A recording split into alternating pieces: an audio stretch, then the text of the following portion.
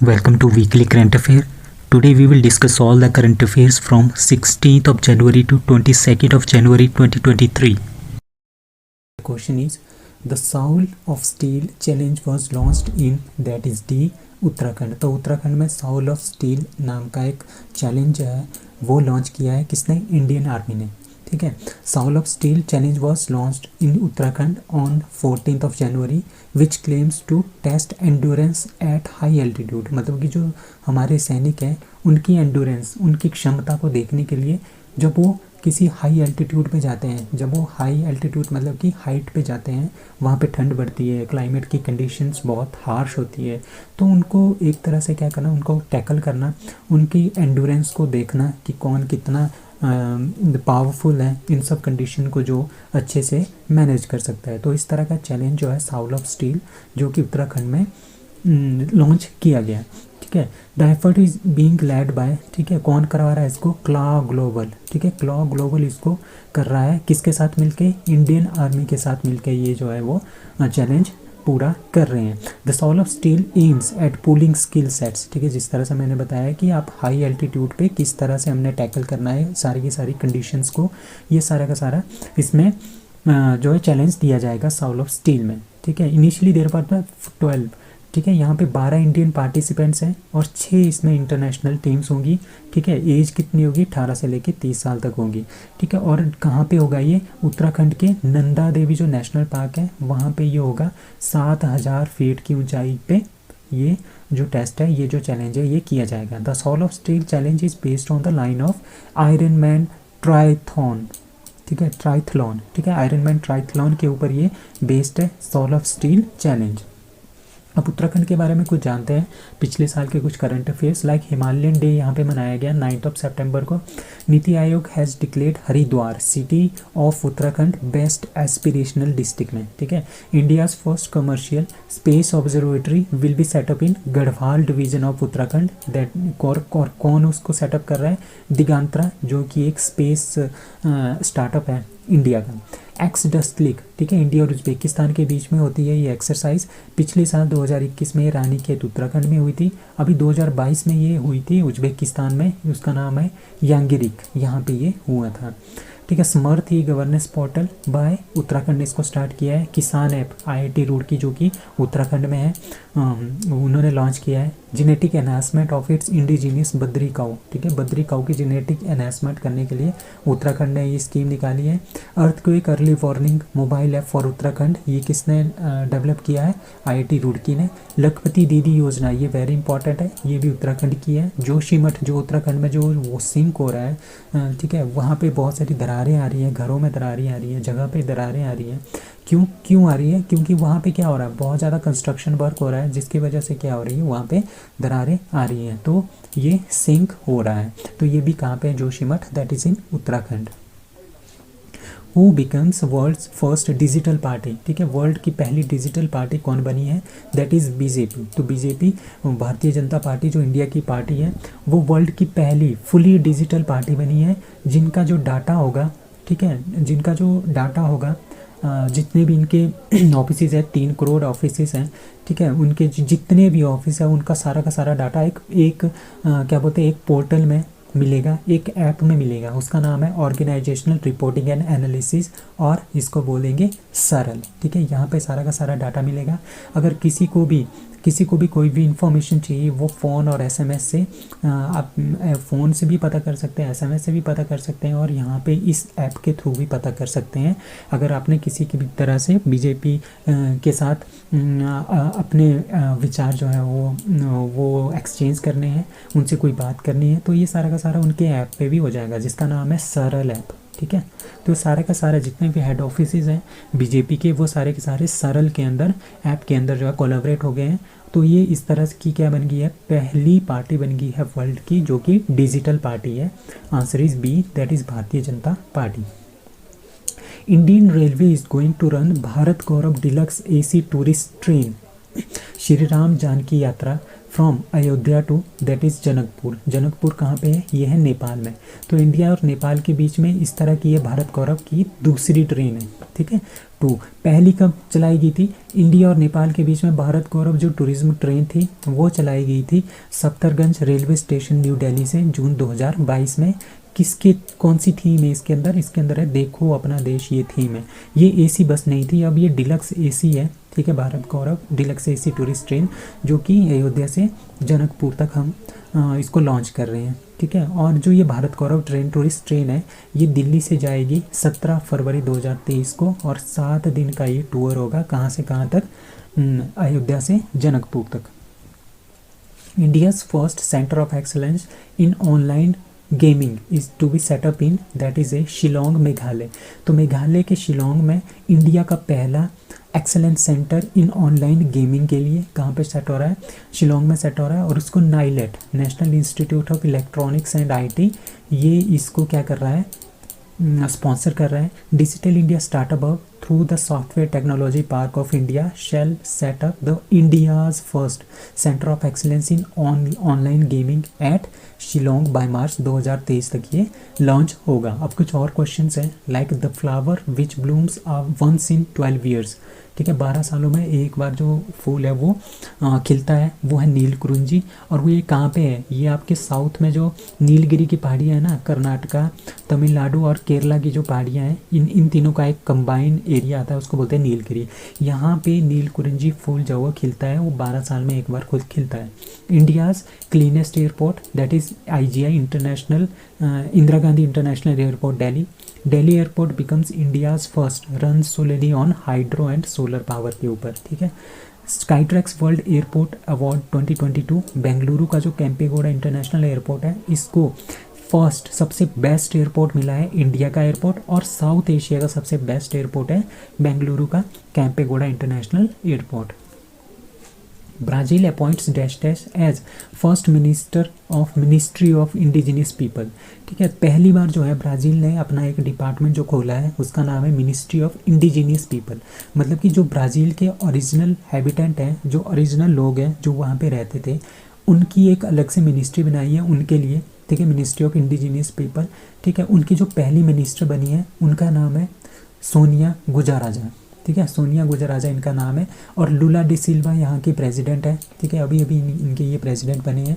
1 जनवरी 2023 को ये पावर में आए थे, ठीक है। और 2003 से 2010 तक भी ये प्रेसिडेंट रह चुके हैं, और फिर से लुला डी सिल्वा यहाँ के प्रेसिडेंट जो है वो बने हैं। उन्होंने सोनिया गुजराजा को पहली मिनिस्टर बनाई है, किसकी? जो कि उन्होंने न्यूली बनाई है, मिनिस्ट्री ऑफ इंडिजिनियस पीपल, उनकी जो है मिनिस्टर इनको बनाया है।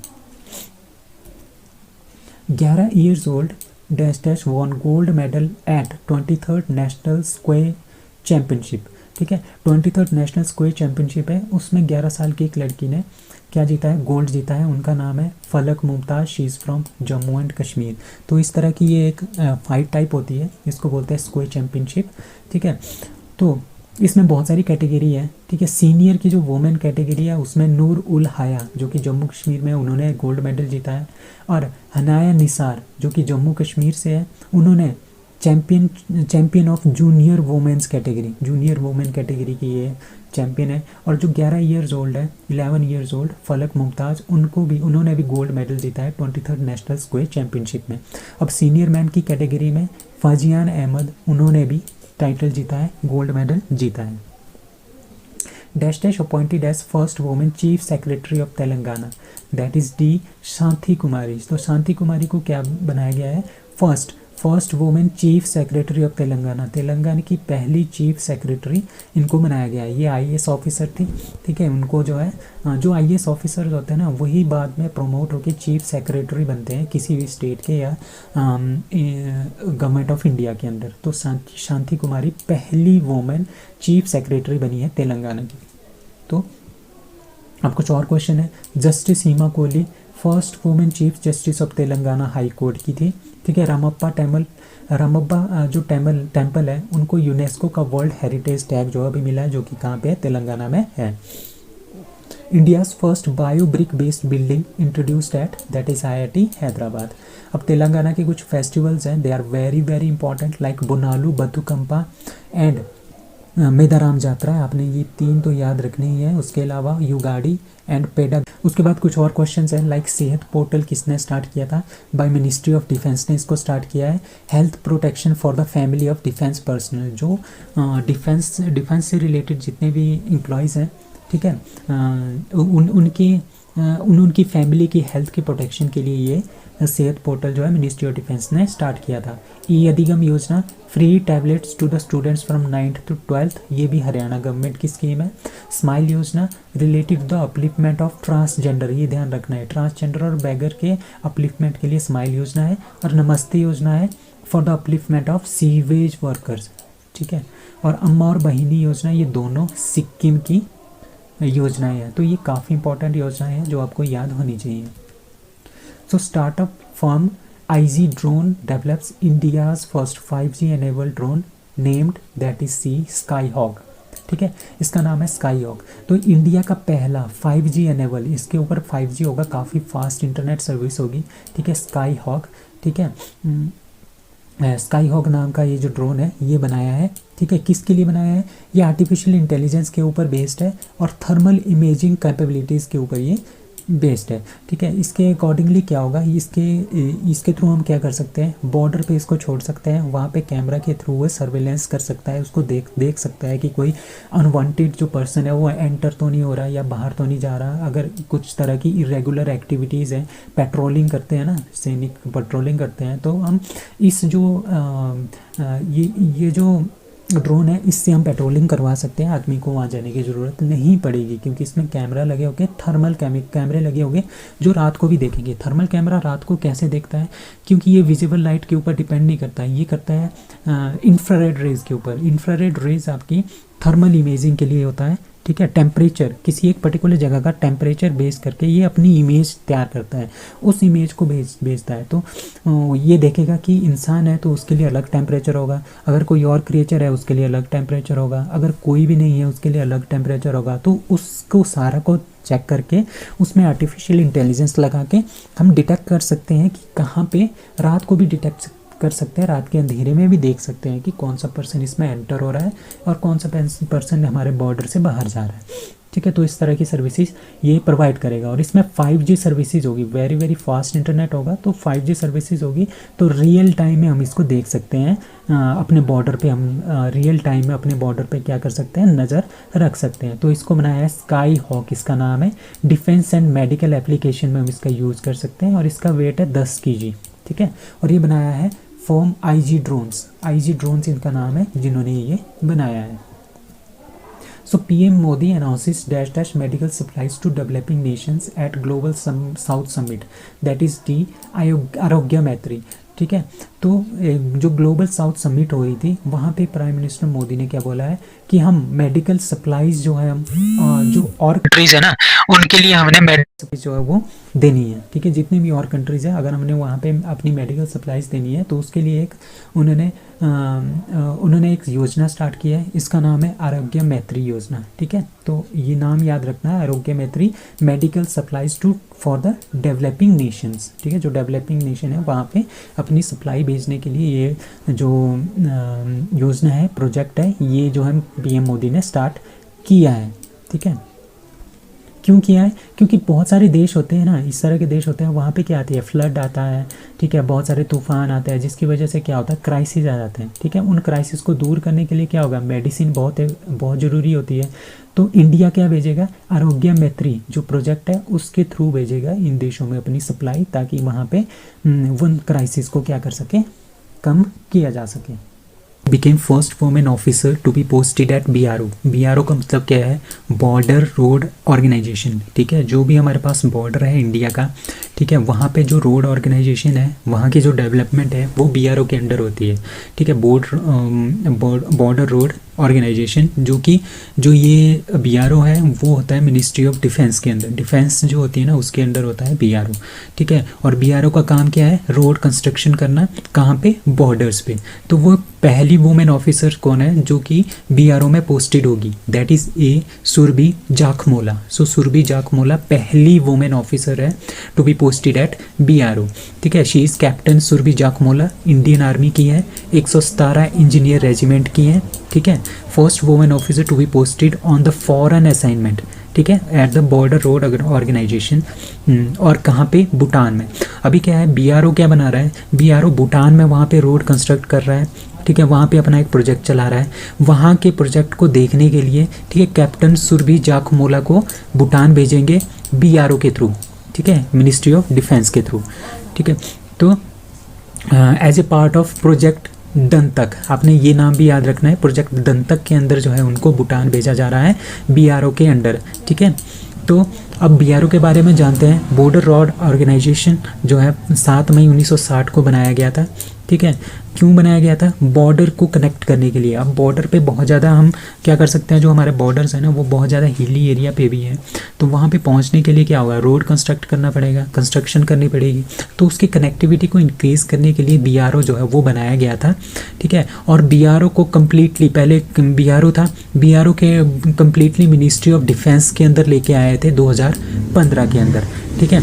अब उसके बाद आता है NHAI। अब बीआरओ कहाँ पे होता है, ये होता है बॉर्डर पे, ठीक है। NHAI कहाँ है, national highway authority of India, मतलब कि जो पूरी इंडिया के अंदर नेशनल हाईवेज़ हैं उनकी फॉर्मेशन करता है NHAI, ठीक है। जो हाईवेज़ हैं जैसे NH है, नेशनल हाईवेज़ हैं, उनकी कंस्ट्रक्शन करता है NHAI।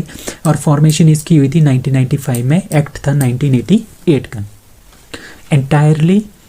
entire country to be covered by Doppler weather radar network by that is C 2025।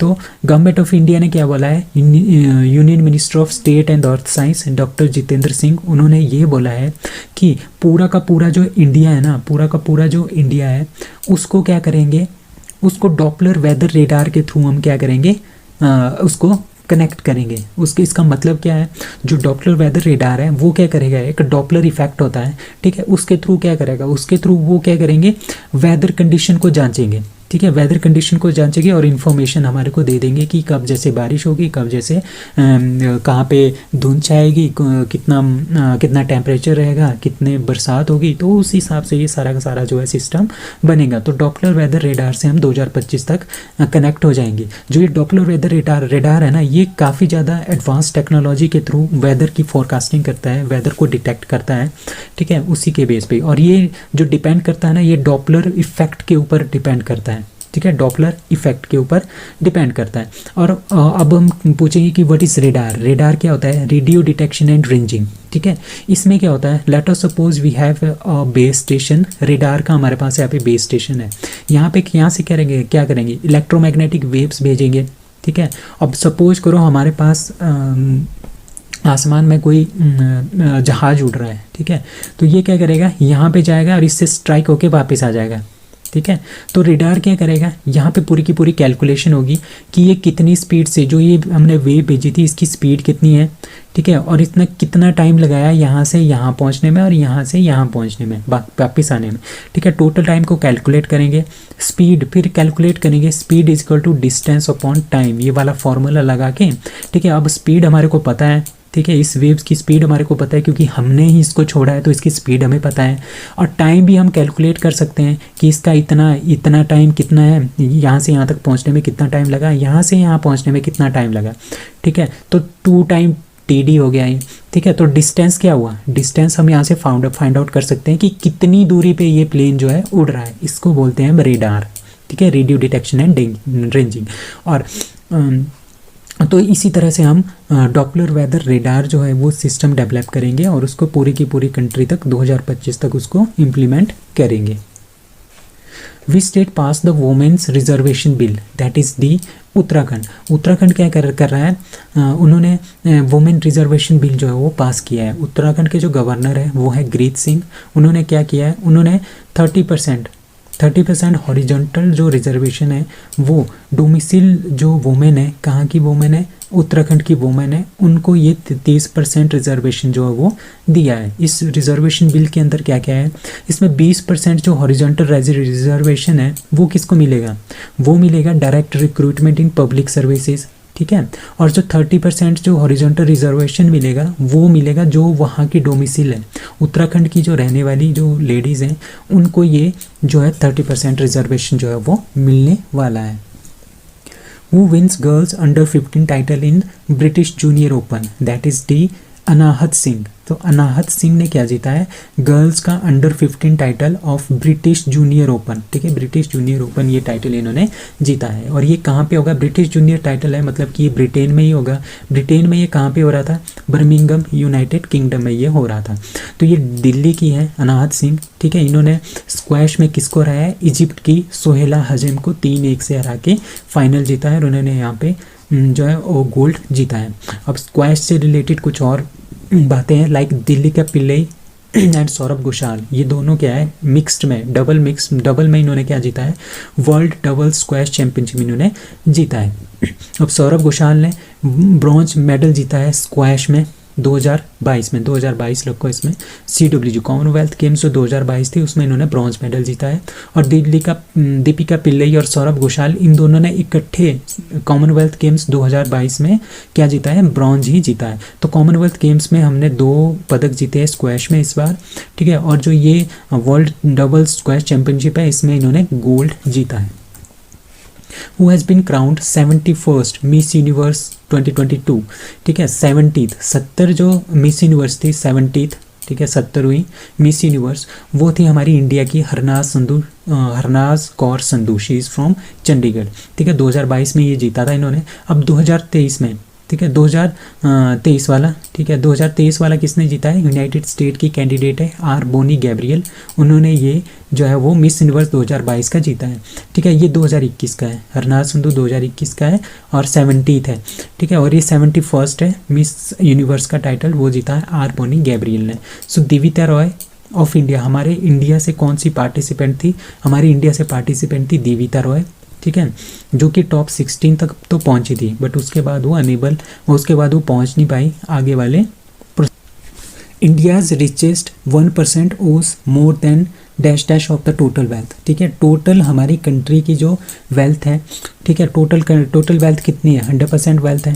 ठीक है, उसमें से जो 40% है ना, वो 40% हमारे पास 1% लोगों के पास ही है। ठीक है, इंडिया के जो 1% लोग हैं, रिचेस्ट लोग हैं, उनके पास पूरे देश की 40% का जो धन है वो इनके पास है। ठीक है, तो ये बहुत ही चिंता वाली बात है, इसको बोलते हैं unequal distribution of money. Richest 1% of the Indian owns 40%। ठीक है, 13 times more than wealth and of the bottom 50%। मतलब कि जो 1% लोग हैं ना, जो काफ़ी ज़्यादा वेल्थी है, उनके पास जो पैसा है वो 13 गुना ज़्यादा पैसा है बाकी 50% लोगों से। ठीक है, तो ये बहुत ही बड़ी चिंता वाली बात है। ये जो रिपोर्ट है वो ऑक्सफैम इंडिया ने जारी की है। The top 5% owns 61.7%। मतलब कि टोटल पूरे इंडिया के जो 5% लोग हैं ना, वो 62 अप्रोक्सीमेटली 61.7 रख लो, तो 62 ऑलमोस्ट 62% पैसे जो है वो इन्हीं के पास हैं। ठीक है, तो रिचेस्ट बन रहे हैं और जो गरीब है वो बहुत ही ज़्यादा गरीब हो रहा है। तो ये अनइक्वल डिस्ट्रीब्यूशन है मनी की। तो आपने ये याद रखना है कि 40% पैसा जो है हमारे पास इंडिया के 1% रिचेस्ट पर्सन के पास है। Annual meeting of world economic forum begins at that is B Davos Switzerland. So world economic forum जो है WEF, इसका जो हेडक्वार्टर है वो दावोस स्विट्जरलैंड में ही है। ठीक है, स्विट्जरलैंड में ही है, बट इसकी जो मीटिंग हो रही है वो कहाँ पे हो रही है, दावोस स्विट्जरलैंड में हो रही है। और ये 53rd एडिशन है। ठीक है, वर्ल्ड इकोनॉमिक फोरम मतलब कि जो पूरे वर्ल्ड में इकोनॉमिक जो भी कंडीशंस हैं उसके बारे में यहाँ पे बातचीत होती है और किस तरह से हम इकोनॉमिक कंडीशन को ठीक कर सकते हैं वो इसके बारे में बातचीत यहाँ पे होती है। तो वर्ल्ड इकोनॉमिक फोरम जो है हमारे पास स्विट्जरलैंड की नॉन प्रॉफिट ऑर्गेनाइजेशन है। ये 1971 में बना था, वेरी इंपॉर्टेंट, और इसका हेडक्वार्टर है कोलोंगनी स्विट्जरलैंड में। फाउंडर एंड एग्जीक्यूटिव चेयरमैन कौन है, क्लाउस श्वेब, और चेयरपर्सन कौन है, बॉर्ग ब्रैंडे। ठीक है, major reports published by world economic forum. तो वर्ल्ड इकोनॉमिक फोरम जो है बहुत सारी रिपोर्ट्स भी जारी करता है। तो ये काफ़ी इंपॉर्टेंट क्वेश्चन है कि कई बार इस तरह से पूछा जाता है कि ग्लोबल जेंडर गैप रिपोर्ट कौन पब्लिश करता है, तो वो करता है वर्ल्ड इकोनॉमिक फोरम। तो इस तरह से आपने याद रखना है ग्लोबल जेंडर गैप रिपोर्ट, ये भी वर्ल्ड इकोनॉमिक फोरम पब्लिश करता है, ग्लोबल रिस्क रिपोर्ट भी यही करते हैं, global travel and tourism report, energy transition index और ग्लोबल कॉम्पिटिटिवनेस रिपोर्ट। ये पांचों रिपोर्टें जो है वो वर्ल्ड इकोनॉमिक फोरम जो है वो पब्लिश करता है। Which state is to host 26th national youth festival, that is ए कर्नाटका। तो कर्नाटका में 26th नेशनल यूथ फेस्टिवल हो रहा है, 12 से लेके 16 जनवरी के बीच में ये होगा। ठीक है, तो दो सिटीज़ है, एक हुबली है, एक धारवाड़ है। तो ये दोनों आपने याद रखने हैं, हुबली एंड धारवाड़।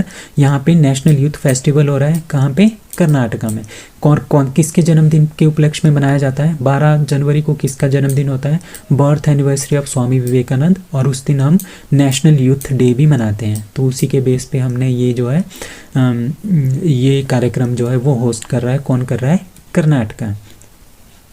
और इस बार की थीम है विकासित युवा विकसित भारत। ये काफ़ी इंपॉर्टेंट है।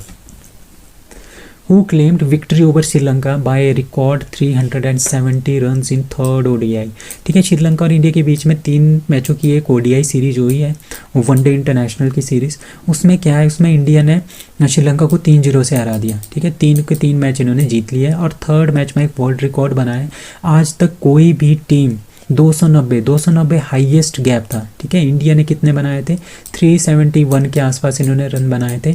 ठीक है, सॉरी 390 के आसपास इन्होंने रन बनाए थे। तो आप खुद सोचो, वो 73 पे ऑल आउट हो गए श्रीलंका वाले, तो 317 रन से वो हार गए। तो ये एक सबसे ज़्यादा, सबसे बिगेस्ट मार्जिन है आज तक का वनडे इंटरनेशनल में।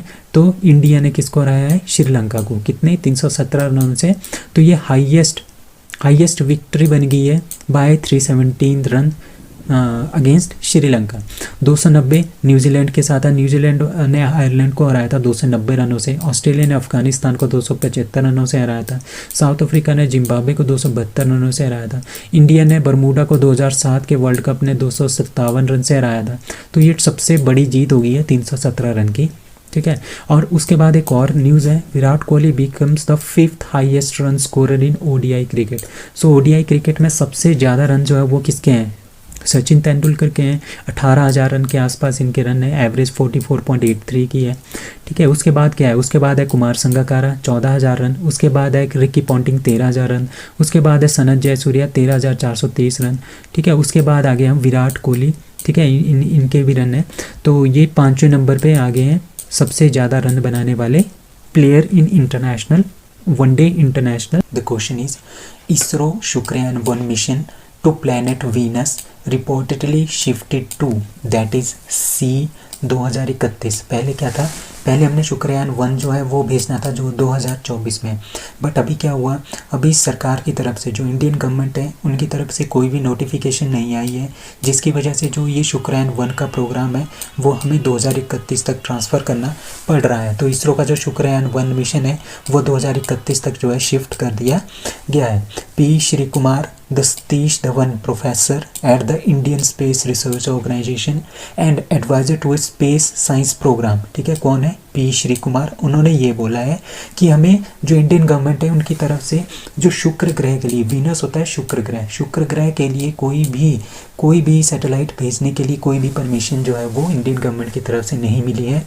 ठीक है, तभी हम जो ये प्रोग्राम है वो 2031 तक शिफ्ट कर रहे हैं। पहले ये दिसंबर 2024 तक हमने इसको भेजना था, अब हम 2031 तक जो है शुक्रयान 1 मिशन को भेजेंगे। अब इसरो की बात करते हैं। इसरो के चेयरमैन एस सोमनाथ हैं। फाउंडेशन कब हुआ था इसरो का? 15 अगस्त 1969 को। इसरो के फाउंडर हैं doctor Vikram Sarabhai. And India's first private rocket, ठीक है, इंडिया का जो पहला प्राइवेट रॉकेट है, प्राइवेट कंपनी ने बनाया है, उसका नाम है विक्रम एस। एंड रिसेट 2 जो कि रेडार इमेजिंग सैटेलाइट है, किसने भेजा था? इसरो ने ये जो है लॉन्च किया था। अब इसरो के बारे में कुछ और है। इसरो शुक्रयान 1 मिशन कब तक? 2031 तक शिफ्ट कर लिया गया है। अब startup form IG drone develop, India का पहला 5G एनेबल्ड ड्रोन, ठीक है, दैट इज स्काई हॉक, उसका नाम है sky hawk. Space kids India satellite, ठीक है, मेड बाय जो ये स्पेस किड्स इंडिया सैटेलाइट है, ये 750 स्कूल की जो लड़कियां हैं उन्होंने इसको बनाया है और इसको लॉन्च किया है किसने, इसरो ने। अब कुछ और प्रोग्राम्स हैं लाइक PSLV C51, इसमें जो सैटेलाइट भेजे गए थे वो थे एमेजोनिया 1 और 18 सेकेंडरी पेलोड्स थे। ये 53rd मिशन था PSLV का। PSLV का मतलब होता है पोलर सैटेलाइट लॉन्च व्हीकल, मतलब कि जो पोलर ऑर्बिट है वहाँ पे ये सैटेलाइट्स जो हैं वो छोड़ी जाएंगी। अब PSLV C52 में reset 1A, inspire set and INS-2D ये भूटान का था, ठीक है। ये तीनों सैटेलाइट इसमें भेजे गए थे। PSLV C53, DSEOS, न्यूसार एंड स्कूब, ये जो सैटेलाइट्स हैं ये थे दोनों सिंगापुर के। अब PSLV C54 जो भी दिसंबर में लॉन्च हुआ था उसमें INS-2B भूटान का सैटेलाइट, नैनो MX और ARPS डिजिपीटर जो कि इसरो और URSC और भूटान का दोनों का एक जॉइंट डेवलप्ड एक सैटेलाइट था। अब GSAT-24 जो कि सैटेलाइट मिशन था जो कि फ्रेंच गुआना से हमने लॉन्च किया है इसरो ने, ठीक है, और given on lease to Tata को ये लीज पे दिया गया है। अब नासा के बारे में कुछ current affairs like NASA named Indian American space expert, उनका नाम है AC Charania as chief technologist at NASA launches international mission, ठीक है। नासा ने इंटरनेशनल मिशन जिसका नाम है SWOT, ठीक है, उसका मेन काम क्या है, सर्वे द अर्थ वाटर, अर्थ में जो वाटर है उसका सर्वे करना, ठीक है। इसका उस मिशन का नाम है SWOT और किसने लॉन्च किया है, वो किया है नासा ने। Who got women IPL media rights for 951 crore rupees, ठीक है, दैट इज़ वायाकॉम 18। तो वायाकॉम 18 ने वोमेन का जो फर्स्ट एडिशन आपने याद रखना है, ये फर्स्ट एडिशन हो रहा है वोमेन के IPL का, अभी होगा 2023 में, मार्च 2023 में ये होगा, ठीक है। उसके लिए वायाकॉम 18 ने जो सबसे ज़्यादा बोली लगाई है मीडिया राइट्स के लिए, दैट इज़ 951 करोड़ रुपीज़, ठीक है। तो इसके अकॉर्डिंगली जो वायाकॉम 18 है 5 साल तक ये इसका टेलीकास्ट करेंगे 2023 से 2027 तक।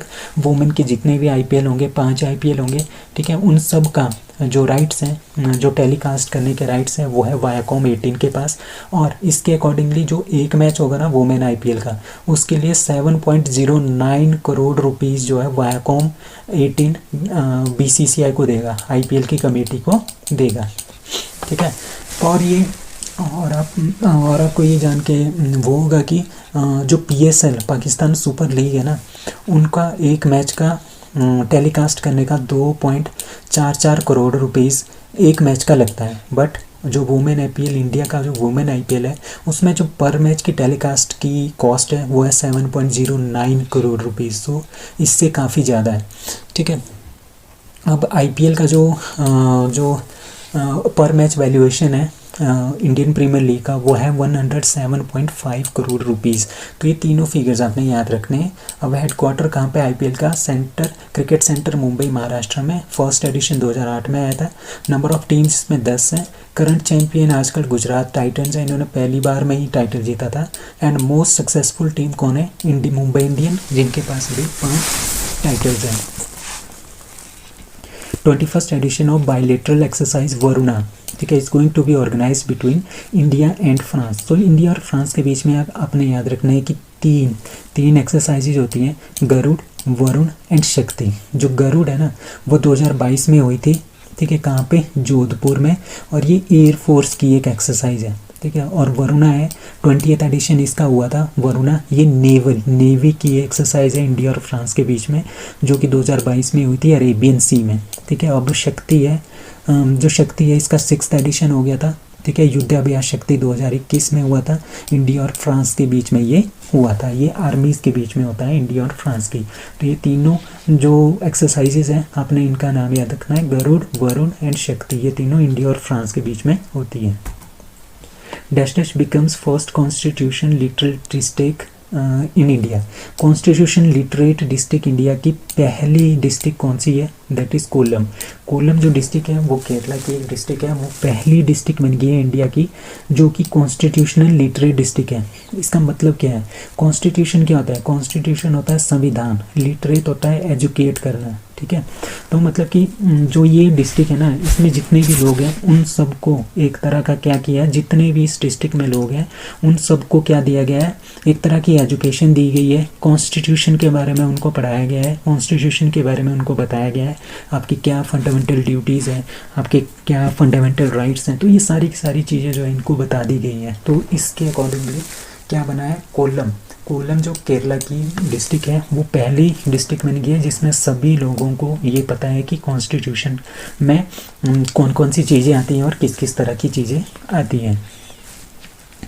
तो कोल्लम डिस्ट्रिक्ट कहाँ की है, कोल्लम डिस्ट्रिक्ट पंचायत जो कि हमारे पास केरला की है, ठीक है। उनको टू क्रिएट क्या किया गया है, उनको एक अवेयरनेस क्रिएट की गई है, जितने भी लॉज हैं, जितने भी राइट्स हैं सिटीजन के, कि जितनी भी ड्यूटीज़ है सिटीजन की, वो सारी की सारी जो है उनको बताया गया है, ठीक है। टू एजुकेट, नंबर 1 क्या है इसका, to educate the resident of Kollam district Kerala about the basic of constitution, ठीक है। कॉन्स्टिट्यूशन के बेसिक जैसे freedom, right of freedom, freedom क्या कौन कौन सी है हमारे पास, किस तरह की फ्रीडम है, क्या क्या हमें करना चाहिए, क्या क्या नहीं करना चाहिए, ठीक है। Kollam district constitutionally literate district बन गई है, ठीक है। और इसमें इस कैंपेन, उन्होंने एक कैंपेन चलाया था, ठीक है। इस कैंपेन में मोर देन 7 लाख जो फैमिलीज़ हैं उनको एजुकेट किया गया, किसके बारे में, कॉन्स्टिट्यूशन के बारे में, कॉन्स्टिट्यूशन ऑफ इंडिया के बारे में उनको एजुकेट किया गया है। तो इंडिया की पहली कॉन्स्टिट्यूशन लिटरेट डिस्ट्रिक्ट कौन है, Kollam, that is from Kerala. World's richest actor is, that is C Jerry Seinfeld. तो जेरी सिनफील्ड क्या है, ये सबसे ज़्यादा रिचेस्ट एक्टर है वर्ल्ड के, इनकी जो नेटवर्थ है वो है 1 बिलियन। उसके बाद टेलर पेरी, उनकी नेटवर्थ भी 1 बिलियन है। जो आप टॉप 8 देख रहे हैं यहाँ पे, इसमें 2 ही ऐसे लोग हैं जो कि नॉन यूएसए रेजिडेंट है, like Shahrukh Khan Indian, and India के जो सबसे अमीर एक्टर हैं वो है शाहरुख खान 770 मिलियन। और आपको ये जान के काफ़ी ज़्यादा वो होगा कि ये देखो टॉम क्रूज़ जो है, टॉम क्रूज़ शाहरुख खान से नीचे हैं, ठीक है। तो उसके बाद जैकी चैन है हांगकांग के, इनके 520 मिलियंस हैं। और George Clooney, Robert De Niro, तो ये सारे के सारे क्या है, richest actor of the world. अभी इंडियन जो मूवी थी ऑस्कर 2023 में, वो कौन सी मूवी आई है, दैट इज़ शैलो शो, जो कि एक गुजराती मूवी है, इसके लिए नॉमिनेट हुई है, ठीक है। Indian song in Oscar 2023, that is Nattu Nattu from RRR। और इसी को नट्टू नट्टू गाने को गोल्डन ग्लोब अवार्ड भी मिला है। V state restores old pension scheme in the first cabinet meeting, ठीक है। अभी हिमाचल प्रदेश में क्या हुआ था, अभी भी इलेक्शन हुए थे, ठीक है। दिसंबर में वहाँ पे इलेक्शन का रिजल्ट आया था 8 दिसंबर को। 11 दिसंबर को वहाँ पे इंडियन नेशनल कांग्रेस की जो है वो सरकार, तो जैसे इनकी सरकार बनी थी, ठीक है, इंडियन नेशनल कांग्रेस की वहाँ पे सरकार बनी थी, तो उनके जो मेन मुद्दे थे उनमें से जो सबसे ज़्यादा अच्छा मुद्दा था, सबसे बड़ा मुद्दा था, वो ओल्ड पेंशन को रिस्टोर करना था, ठीक है। इसी के बेस पे इन्होंने जो है इंडियन नेशनल कांग्रेस ने क्या किया, हिमाचल में जो चुनाव है वो जीता, अपनी सरकार बनाई। अब इनको बहुत ज़्यादा प्रेशर है, उनको जो है ओल्ड पेंशन स्कीम जो है वो लागू करनी ही करनी थी। तो उन्होंने फर्स्ट मीटिंग, कैबिनेट की फर्स्ट मीटिंग हुई, उसके बाद सुखविंदर सिंह सुक्खू, उन्होंने क्या किया है, उन्होंने अनाउंस कर दिया है कि ओल्ड पेंशन स्कीम को हम रिस्टोर करेंगे हिमाचल प्रदेश में, ठीक है। इससे क्या होगा, जो 1.36 लाख जो लोग हैं जो एनपीएस के अंदर हैं, न्यू पेंशन स्कीम के अंदर हैं, उनको वापस से पुरानी जो ओल्ड पेंशन स्कीम है उसके अंतर्गत जो है वो लाया जाएगा। मतलब कि जब भी वो रिटायर होंगे उसके बाद उनको पेंशन मिलनी स्टार्ट हो जाएगी। अब कुछ और क्वेश्चन है हिमाचल प्रदेश के। Duggar and Baggi hydro electric plants कहाँ पे हैं, दुग्गर है चंबा में और बग्गी जो है वो है मंडी में। नाबार्ड ने कितने दिए, 96 मिलियन US डॉलर दिए हैं हिमाचल प्रदेश को, किसके लिए, वाटर फैसिलिटीज़, जो जितनी भी डिस्ट्रिक्ट्स हैं ना उनमें वाटर फैसिलिटीज़ को अच्छा करना, उसके लिए ये पैसे दिए हैं। अब मिंजर मेला है, अभी पिछले साल मिंजर मेला को इंटरनेशनल फेयर जो है वो घोषित कर दिया गया है, जो कि डिस्ट्रिक्ट चंबा हिमाचल प्रदेश में मनाया जाता है। तो ये मेला जो है वो हिमाचल प्रदेश का एक काफ़ी अच्छा, काफ़ी फेमस मेला है, मिंजर मेला। अब आरोहण 4.0 जो हुआ था वो हुआ था शिमला में, ठीक है, 2022 में, और इसको post payment bank of India ने ऑर्गेनाइज किया था। अब द मैकमोहन लाइन एक बुक है जो कि लिखी थी जे सिंह ने, ठीक है। और इसको जो लॉन्च किया था वो हिमाचल प्रदेश के गवर्नर राजेंद्र विश्वनाथ अरलेकर, उन्होंने इसको लॉन्च किया था। अब 6th क्वेश्चन है, first state in India to complete 100% vaccination, that is HP। और first state in India smokeless, first smokeless state in the India, that is also Himachal Pradesh. और सिंगल यूज़ प्लास्टिक को सरकार खरीदेगी, ये वाली योजना कहाँ पे है? हिमाचल प्रदेश में ये वाली योजना लागू की गई है। V state becomes the first state to implement blindness control policy, ठीक है। ब्लाइंडनेस कंट्रोल पॉलिसी किस स्टेट ने स्टार्ट की है? दैट इज़ डी, राजस्थान ने, ठीक है। The Rajasthan government has implemented the blindness control policy, ठीक है। कब? 13 जनवरी को ये स्टार्ट कर दी गई है और ये पूरे इंडिया में पहली स्टेट बन गई है जिन्होंने इस तरह की जो है स्कीम लागू की गई है। तो ये इसका जो मेन ऑब्जेक्टिव है वो है राइट। तो इस स्कीम के अंतर्गत क्या होगा, जितने भी जो लोग हैं जिनको आईसाइट की प्रॉब्लम है उनको काफ़ी अच्छा जो है वो इलाज दिया जाएगा, ताकि उनकी जो आईसाइट्स है उसको अच्छा से अच्छा किया जाए, ठीक है। The policy has been implemented with the aim इनका क्या है? Bringing light to the lives more than 3 lakh visually impaired people, ठीक है। 3 लाख जो ऐसे लोग हैं जिनको दिखाई नहीं देता या कम दिखाई देता है, जो कि राजस्थान में है, उनकी लाइफ को काफ़ी अच्छा बनाना, उनको फ्री में इलाज देना, फ्री में नहीं मतलब कि कम पैसों में इलाज देना, ठीक है। कुछ एक जगह पे उनको फ्री में भी दिया जाएगा। तो इस तरह की जो स्कीम है वो राजस्थान गवर्नमेंट जो है वो लाई है, ठीक है। The blindness prevalence rate in the countries 2020 में जो है वो था एक 1.1%, ठीक है। वो जो कि काफ़ी ज़्यादा है, 1.1% लोग जो है वो ब्लाइंड है, उनको हमने कम लाना है 0.3% तक, ठीक है। Right to sight vision policy के अंदर, ठीक है। इसके अंदर क्या होगा, जो ये मिशन है इसके अंदर इस तरह का होगा कि जो स्टेट में जितने भी मेडिकल कॉलेज है ना, गवर्नमेंट मेडिकल कॉलेज, वहाँ पे केराटोप्लास्टी सेंटर और आई बैंक सेंटर, ठीक है, जो कि related to your eye sight से रिलेटेड है, ठीक है, ये जो है वहाँ पे खोले जाएंगे, ताकि क्या होगा, जब क्या हो, जो लोग जिनको आंखों की प्रॉब्लम है, आई साइट की प्रॉब्लम है, उनकी आई साइट की प्रॉब्लम को दूर किया जा सके। तो ये ब्लाइंडनेस कंट्रोल पॉलिसी, ठीक है, पहली स्टेट कौन बनी है? राजस्थान, जिन्होंने इसको इम्प्लीमेंट किया है। Which country population drops for the first time since 1961, सो 1961 के बाद पहली बार जो चाइना की पॉपुलेशन है ना, उसमें काफ़ी ज़्यादा कमी आई। इसके पीछे बहुत सारे रीजंस हैं, लाइक इसके पीछे रीज़न क्या है? रीज़न इनके पीछे ये है कि नंबर 1, कोरोना की वजह से बहुत सारे लोग जो वहाँ पे डेथ हुई है, काफ़ी ज़्यादा लोग वहाँ पे मरे हैं। दूसरा इसका मेन रीज़न ये भी है कि उनकी एक थी 1 चाइल्ड पॉलिसी, ठीक है, मतलब कि जो एक हस्बैंड वाइफ होंगे, ठीक है, उनकी एक ही संतान होगी, ठीक है। ये इन्होंने काफ़ी ज़्यादा जो है 1 चाइल्ड पॉलिसी इम्प्लीमेंट की थी, कब की थी? 1980 टू 2015 तक, ठीक है। और 2020 में देखो अभी कोरोना भी आ गया है, तो वहाँ पे डेथ रेट बहुत ज़्यादा है और जो बर्थ रेट है वो काफ़ी कम रह गया है। और तीसरा इसका मेन रीज़न ये है कि जो एजुकेशन है ना चाइना में, वो बहुत ही ज़्यादा एक्सपेंसिव हो गई है, जिसकी वजह से जो लोग हैं वो ये सोच रहे हैं कि हम जो बच्चे पैदा करेंगे, ठीक है, उनकी एजुकेशन जो है वो अच्छे से नहीं हो पाएगी, इतनी सारी महंगाई है, तो उस वजह से भी वहाँ पे जो पॉपुलेशन है उसमें डिक्रीज़ आया है। तो ये 3 इसके मेन रीज़न है, ठीक है।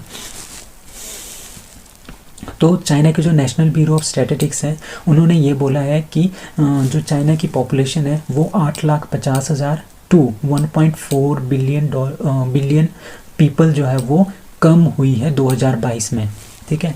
In China 9.6 million people were born in 2022 में 9.56 मिलियन पीपल जो है वो उनका जन्म हुआ, बट डेथ कितनी हुई है? डेथ हुई है 10.41 मिलियन, ठीक है, तो ज़्यादा हो गया ना।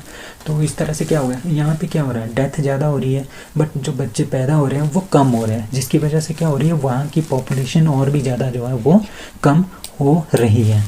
So that is a very big problem.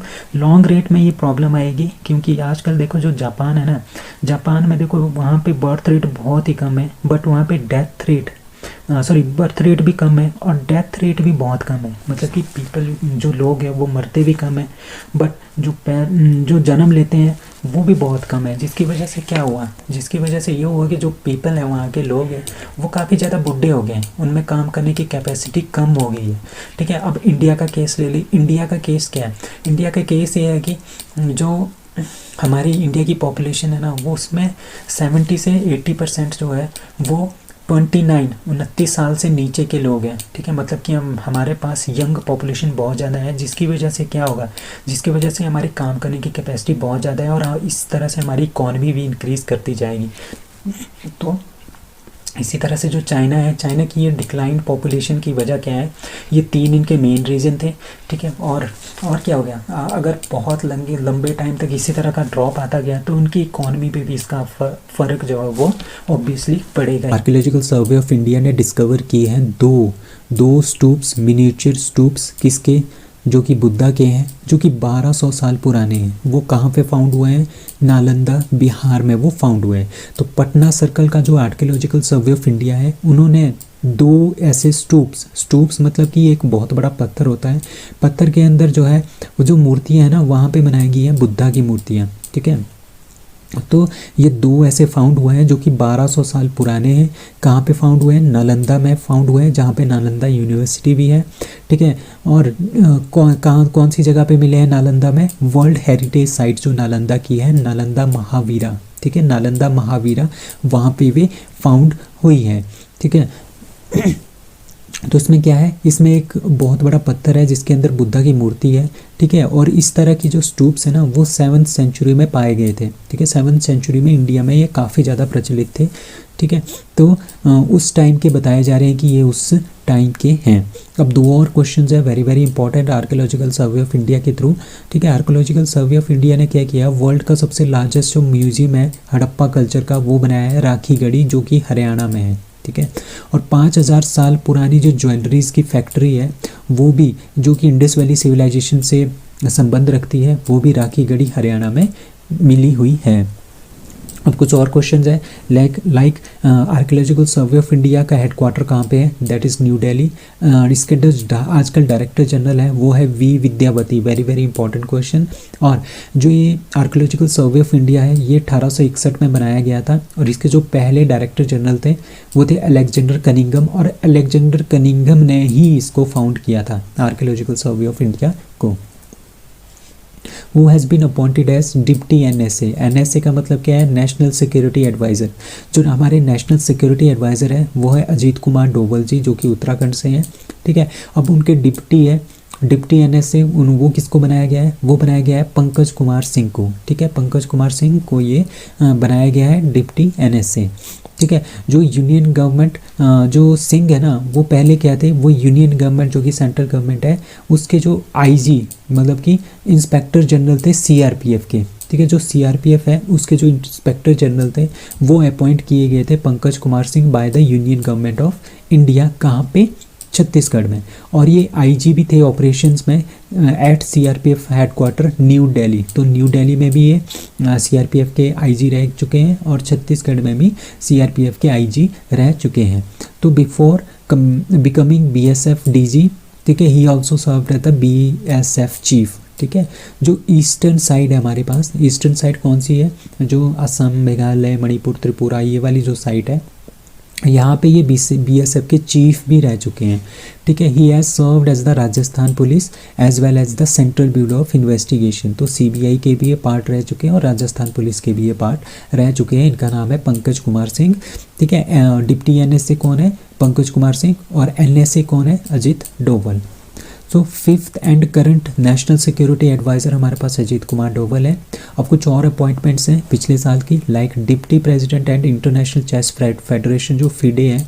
ठीक है, उसके जो डिप्टी प्रेसिडेंट है वो इंडिया के विश्वनाथन आनंद है।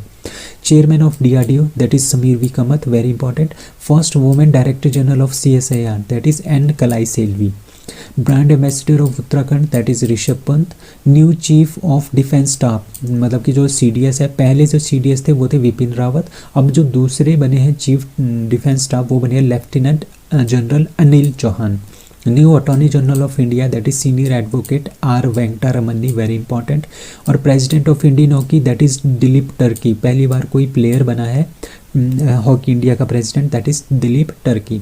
New chief justice of India that is CJI that is DY Chandrachud, very very important. और ये 50वें चीफ जस्टिस ऑफ इंडिया है। तो United nation declares Pakistan based dash dash a global terrorist, that is ए पाकिस्तान में एक ग्लोबल टेररिस्ट है, उसका नाम है अब्दुल रहमान माकी। ठीक है, अब्दुल रहमान माकी कौन है? आपको पता है जो 26 कैरा का मास्टरमाइंड था उसका नाम है हाफिज़ सईद। ठीक है, इसका जो बहनोई है, ठीक है, ब्रदर इन लॉ को बोलते हैं बहनोई। ठीक है, और ये लश्कर तैयबा का भी चीफ था।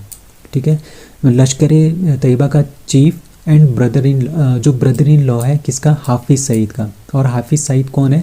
लश्कर तैयबा के चीफ, जिनका जो है 26 कैरा मुंबई अटैक में काफ़ी ज़्यादा हाथ था, तो इनके ये बहनोई है, हाफिज़ सईद के बहनोई, दैट इज़ अब्दुल रहमान माकी। इसको क्या किया? यूनाइटेड नेशन ने इसको डिक्लेयर किया गया है एक ग्लोबल टेररिस्ट के रूप में। तो ये काफ़ी इंपॉर्टेंट क्वेश्चन है। ठीक है, अब क्या है मक्की, ये करता क्या है, क्यों इसको ग्लोबल टेररिस्ट बनाया गया अब्दुल रहमान माकी को? इसके ऊपर इस तरह से एलिगेशन है कि ये बहुत सारी टेररिस्ट एक्टिविटीज़ में पाया गया है। लाइक जो टेररिस्ट हैं उनको फंड प्रोवाइड करता है, उनमें रिक्रूट करता है, भर्ती करता है। ठीक है, रेटिकलाइजेशन ऑफ यूथ, मतलब कि जो यूथ है उनको ज़्यादा से ज़्यादा इंडिया के बारे में ब्रेन वॉश करना और इंडिया में अटैक करना, स्पेशली इन जम्मू कश्मीर में भी काफ़ी ज़्यादा अटैक्स जो है ये करवाता है अब्दुल रहमान माकी। ठीक है, तो इंडिया और यूनाइटेड स्टेट ने पहले ही इसको टेररिस्ट घोषित किया था, बट अब क्या है, UN यूनाइटेड नेशन जो हमारे पास है, ठीक है, उन्होंने भी इसको ग्लोबल टेररिस्ट जो है वो घोषित किया गया है। तो माकी जो था वो पहले भी तालिबान का भी काफ़ी क्लोज था। ठीक है, और वो तालिबान का जो मुल्ला उमर है एंड अलकायदा लीडर अयन अल जवाहरी था, ठीक है, उनका भी ये काफ़ी ज़्यादा क्लोज माना गया है अब्दुल रहमान माकी। और ये कहाँ पे है? ये पाकिस्तान में रहता है आजकल भी। ये कहाँ पे है? पाकिस्तान में ही है। Ministry of environment included dash dash on the list of protected plants, answer is C Neel Kurinji. अभी कुछ दिन पहले हमने पढ़ा था कि जो नील कुरिंजी है ना, ये इस तरह का फूल है, ये 12 साल में एक बार खिलता है। ठीक है, और ये मोस्टली कहाँ पे पाया जाता है? ये पाया जाता है साउथ इंडिया में। साउथ इंडिया में कहाँ पे? जो नीलगिरी की पहाड़ियाँ हैं, कहाँ पे? कर्नाटका, तमिलनाडु और केरला। ठीक है, ये 3 पार्ट है नीलगिरी के, तो ये इस एरिया में पाया जाता है। ठीक है, इन तीनों पार्ट में, दैट इज़ नीलगिरी की पहाड़ियों में ये पाया जाता है। ये इस तरह का होता है नीलगिरी। ठीक है, नील कुरिंजी। अब ये क्यों इतना ज़्यादा चर्चा में था? क्योंकि पिछले साल दिसंबर या फिर अभी नवंबर के टाइम में क्या हुआ था, ये 12 साल बाद इस बार खिला था। 12 साल बाद नहीं, सॉरी, ये इस बार 16 साल बाद खिला था। ठीक है, वैसे ये 12 साल बाद खिलता है, but due to pollution and जो क्लाइमेट चेंज है उसकी वजह से क्या हुआ, ये इस बार 16 साल बाद खिला था। बट एक्चुअली इसका जो टाइम पीरियड है वो 12 साल का है, ये 12 साल बाद ही खिलता है। ठीक है, तो मिनिस्ट्री ऑफ इन्वायरमेंट जो फॉरेस्ट एंड क्लाइमेट चेंज है, उन्होंने नील कुरिंजी को शेड्यूल 3 के अंडर डाल दिया है। वाइल्ड लाइफ प्रोटेक्शन एक्ट 1972 के अंडर इसको डाल दिया गया है, क्योंकि ये बहुत ही ज़्यादा रेयर फ्लावर है इंडिया में, जिसको प्रोटेक्ट करना एक बहुत ही ज़्यादा ज़रूरत है इंडिया को। ठीक है, Neel Kurinji has been included in the list of centre increase the earlier protection list. मतलब कि पहले जो प्रोटेक्शन लिस्ट में थे वो 6 प्लांट थे, अब इसमें 16 स्पीशीज़ जो है इसमें, सॉरी 19 स्पीशीज़ जो है इसमें एड अप हो गई हैं। ठीक है, नील कुरिंजी कहाँ पे फाउंड होता है? वेस्टर्न घाट में। ठीक है, in shola forest in southern part of India, वहाँ पे ये फाउंड किया जाता है। ठीक है, ये 12 साल में एक बार जो है वो खिलता है, और इसका ऐसा ब्लू कलर होता है, इस तरह का ये ब्लू कलर का होता है, तभी इसको हम नील कुरिंजी बोलते हैं। और ये 1300 से 2400 मीटर की हाइट पे उगता है, और हाइट रेंजेस बिटवीन, और इसकी जो हाइट होती है वो 30 से लेके 60 सेंटीमीटर के बीच में होती है। तो ये आपने याद रखना है नील कुरिंजी के बारे में। Which country president Nguyen Xuan Phuc resigns amid allegation of corruption and scandals. अभी क्या है, जो वियतनाम है, वियतनाम के जो प्रेसिडेंट है उनका नाम है निग्युन जुआन फुक। ठीक है, ये है, ये इनका फ़ोटो है। ठीक है, जो ये इन्होंने बहुत सारे करप्शन किए, बहुत सारे स्कैंडल्स किए हैं वियतनाम में। तो वहाँ पे एंटी करप्शन जो कैंपेन है वियतनाम में वो चल रहा था, जिसके अकॉर्डिंगली क्या हुआ, ये पाया गया कि जो वहाँ के प्रेसिडेंट हैं वो भी काफ़ी ज़्यादा करप्शन में लीन है। उन्होंने भी बहुत सारे करप्शन किए हैं, बहुत सारे स्कैंडल किए हैं, और बहुत सारे मिनिस्टर्स हैं, ठीक है, जिन्होंने स्कैंडल्स किए हैं, करप्शन किए हैं वियतनाम में। तो उन सबको क्या किया गया है, सैक किया गया है। और एलिगेशन लगने के बाद इन प्रेसिडेंट ने क्या बोला कि मैं अपने पद से रिज़ाइन दे देता हूँ। बट जो उनका नेशनल असेंबली है, जो उनका हमारा यहाँ पे पार्लियामेंट है, उनकी नेशनल असेंबली, उन्होंने इसको अभी अप्रूव नहीं किया है। जो ये इनके फॉर्मर प्राइम, पहले ये प्राइम मिनिस्टर थे, अब ये प्रेसिडेंट है, ठीक है, और ये प्रेसिडेंट बने थे 2021 के बाद, अभी तक ये प्रेसिडेंट थे, ठीक है। वियतनाम की कैपिटल है हनोई। वियतनाम की जो करेंसी है वो है डोंग।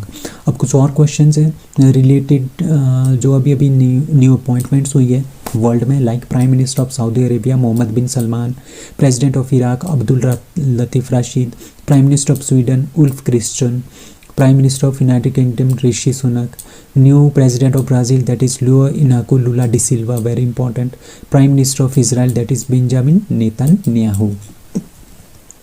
सो वोमनिया एक तरह का इनिशिएटिव है which is started by the government e marketplace, ठीक है, गवर्नमेंट का जो ई मार्केट प्लेस है उन्होंने इसको लॉन्च किया है, वोमनिया इनिशिएटिव। क्यों लॉन्च किया गया है, ताकि जो वोमेंस हैं इंडिया में, जितनी भी फीमेल्स हैं, वोमेंस हैं, ठीक है, उनको क्या करना है, उनको एंटरप्रेन्योर बनाना है। एंटरप्रेन्योर मतलब कि कुछ एक वोमेन ग्रुप्स होते हैं, ठीक है, वोमेन ग्रुप्स होते हैं, गाँव में होते हैं, सिटीज़ में होते हैं, वो अपना एक प्रोडक्ट बनाते हैं, ठीक है, उनको वो प्रोडक्ट बना के वो मार्केट में लेके आते हैं, ठीक है, मार्केट में बेचना, और वो मार्केट में उसको बेचते हैं। बट उसको इंक्रीज़ करने के लिए, उसकी रीच को इंक्रीज़ करने के लिए, ताकि पूरे ऑल इंडिया में वो क्या कर सके, अपने प्रोडक्ट को बेच सके, जो the government e market place है वो क्या करेगा, वो इन प्रोडक्ट को अपने ई मार्केट प्लेस के ऊपर डाल देगा, ठीक है, ई मार्केट प्लेस मतलब इंटरनेट पे डाल देगा।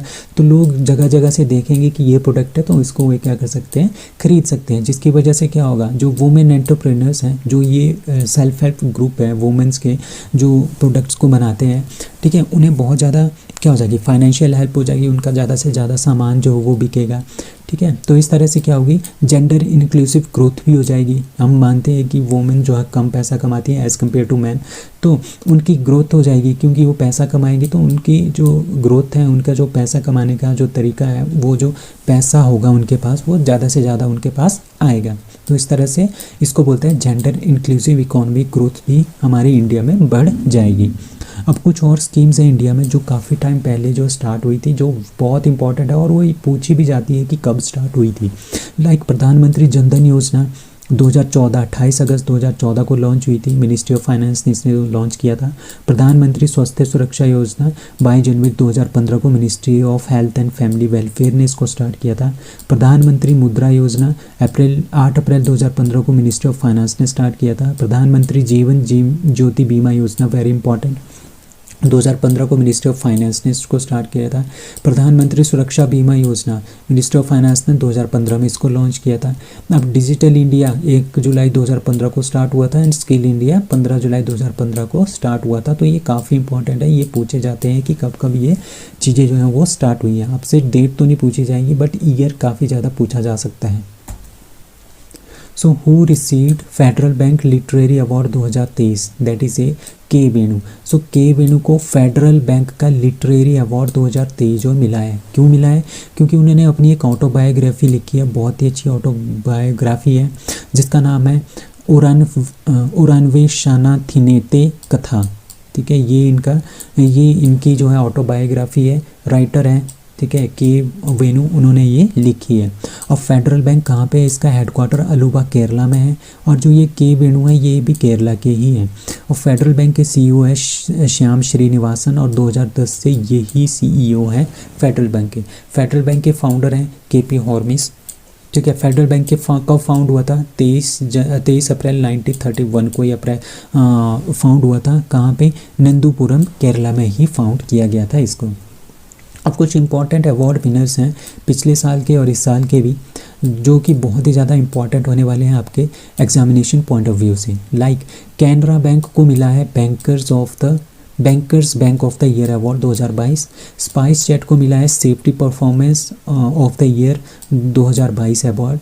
ठीक है, मिसिस वर्ल्ड 2022 मिला है सरगम कौशल को। सोनाक्षी सिन्हा को पर्सन ऑफ द ईयर 2022 बनाया गया है। किसने बनाया है? पीटा ने बनाया है। ठीक है, मिस अर्थ 2022 किसको बनाया है? साउथ कोरिया की मीना सुई चुई। ठीक है, फॉर्मर यूएस के जो सीनेटर हैं एडवर्ड एम कैनेडी, उनको मिला है friends of liberation war honour. ठीक है, actor Puneeth Rajkumar nick named Appu, इनको मिला है कर्नाटका रत्न अवार्ड। केरला ज्योति अवार्ड किसको मिला है? Very important, MD Vasudevan Nair को। अब उत्तराखंड का जो गौरव सम्मान है 2022 का, वो मिला है Ajit Doval, national security advisor जो इंडिया के हैं, late general Bipin Rawat, first CDS of India, और प्रसून जोशी जो कि पोएट एंड लिरिसिस्ट हैं। इनको ये तीनों को ये अवार्ड मिला है। अब हरियाणा को मिला है best agri business state.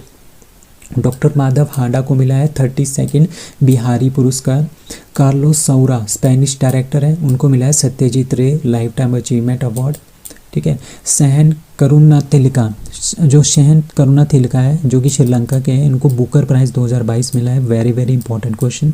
And people of Ukraine and their president को मिला है सुखारोव प्राइज 2022, ये भी काफ़ी ज़्यादा इंपॉर्टेंट है।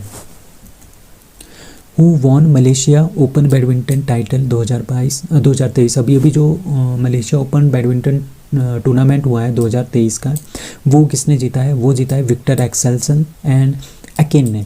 जो विक्टर एक्सेल्सन है ना, ये डेनमार्क के प्लेयर है और ये नंबर 1 बैडमिंटन प्लेयर हैं आजकल, और इन्होंने इंग्लैंड ओपन भी जीता है। आपने याद रखना है, इंग्लैंड ओपन भी इन्होंने जीता है। और ये काफ़ी इंपॉर्टेंट क्यों है? क्योंकि इंग्लैंड ओपन में इन्होंने इंडिया के लक्ष्य सेन को फाइनल में हराया था।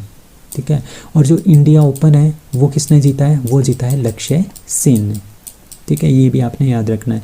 अब जो मेल कैटेगरी में है वो जीते हैं विक्टर एक्सेल्सन डेनमार्क के, और अकेन यामागुची जो कि जापान की है फीमेल, उन्होंने फीमेल कैटेगरी में इसको जीता है Malaysia open badminton title 2023। The question is first Indian UT to completely shift to e governance mode. मतलब कि जितने भी गवर्नमेंट के जो भी फॉर्म भरे जाएंगे, जो भी एडमिनिस्ट्रेशन होगा, वो सारा का सारा इलेक्ट्रॉनिकली होगा। इलेक्ट्रॉनिकली मतलब थ्रू इंटरनेट होगा।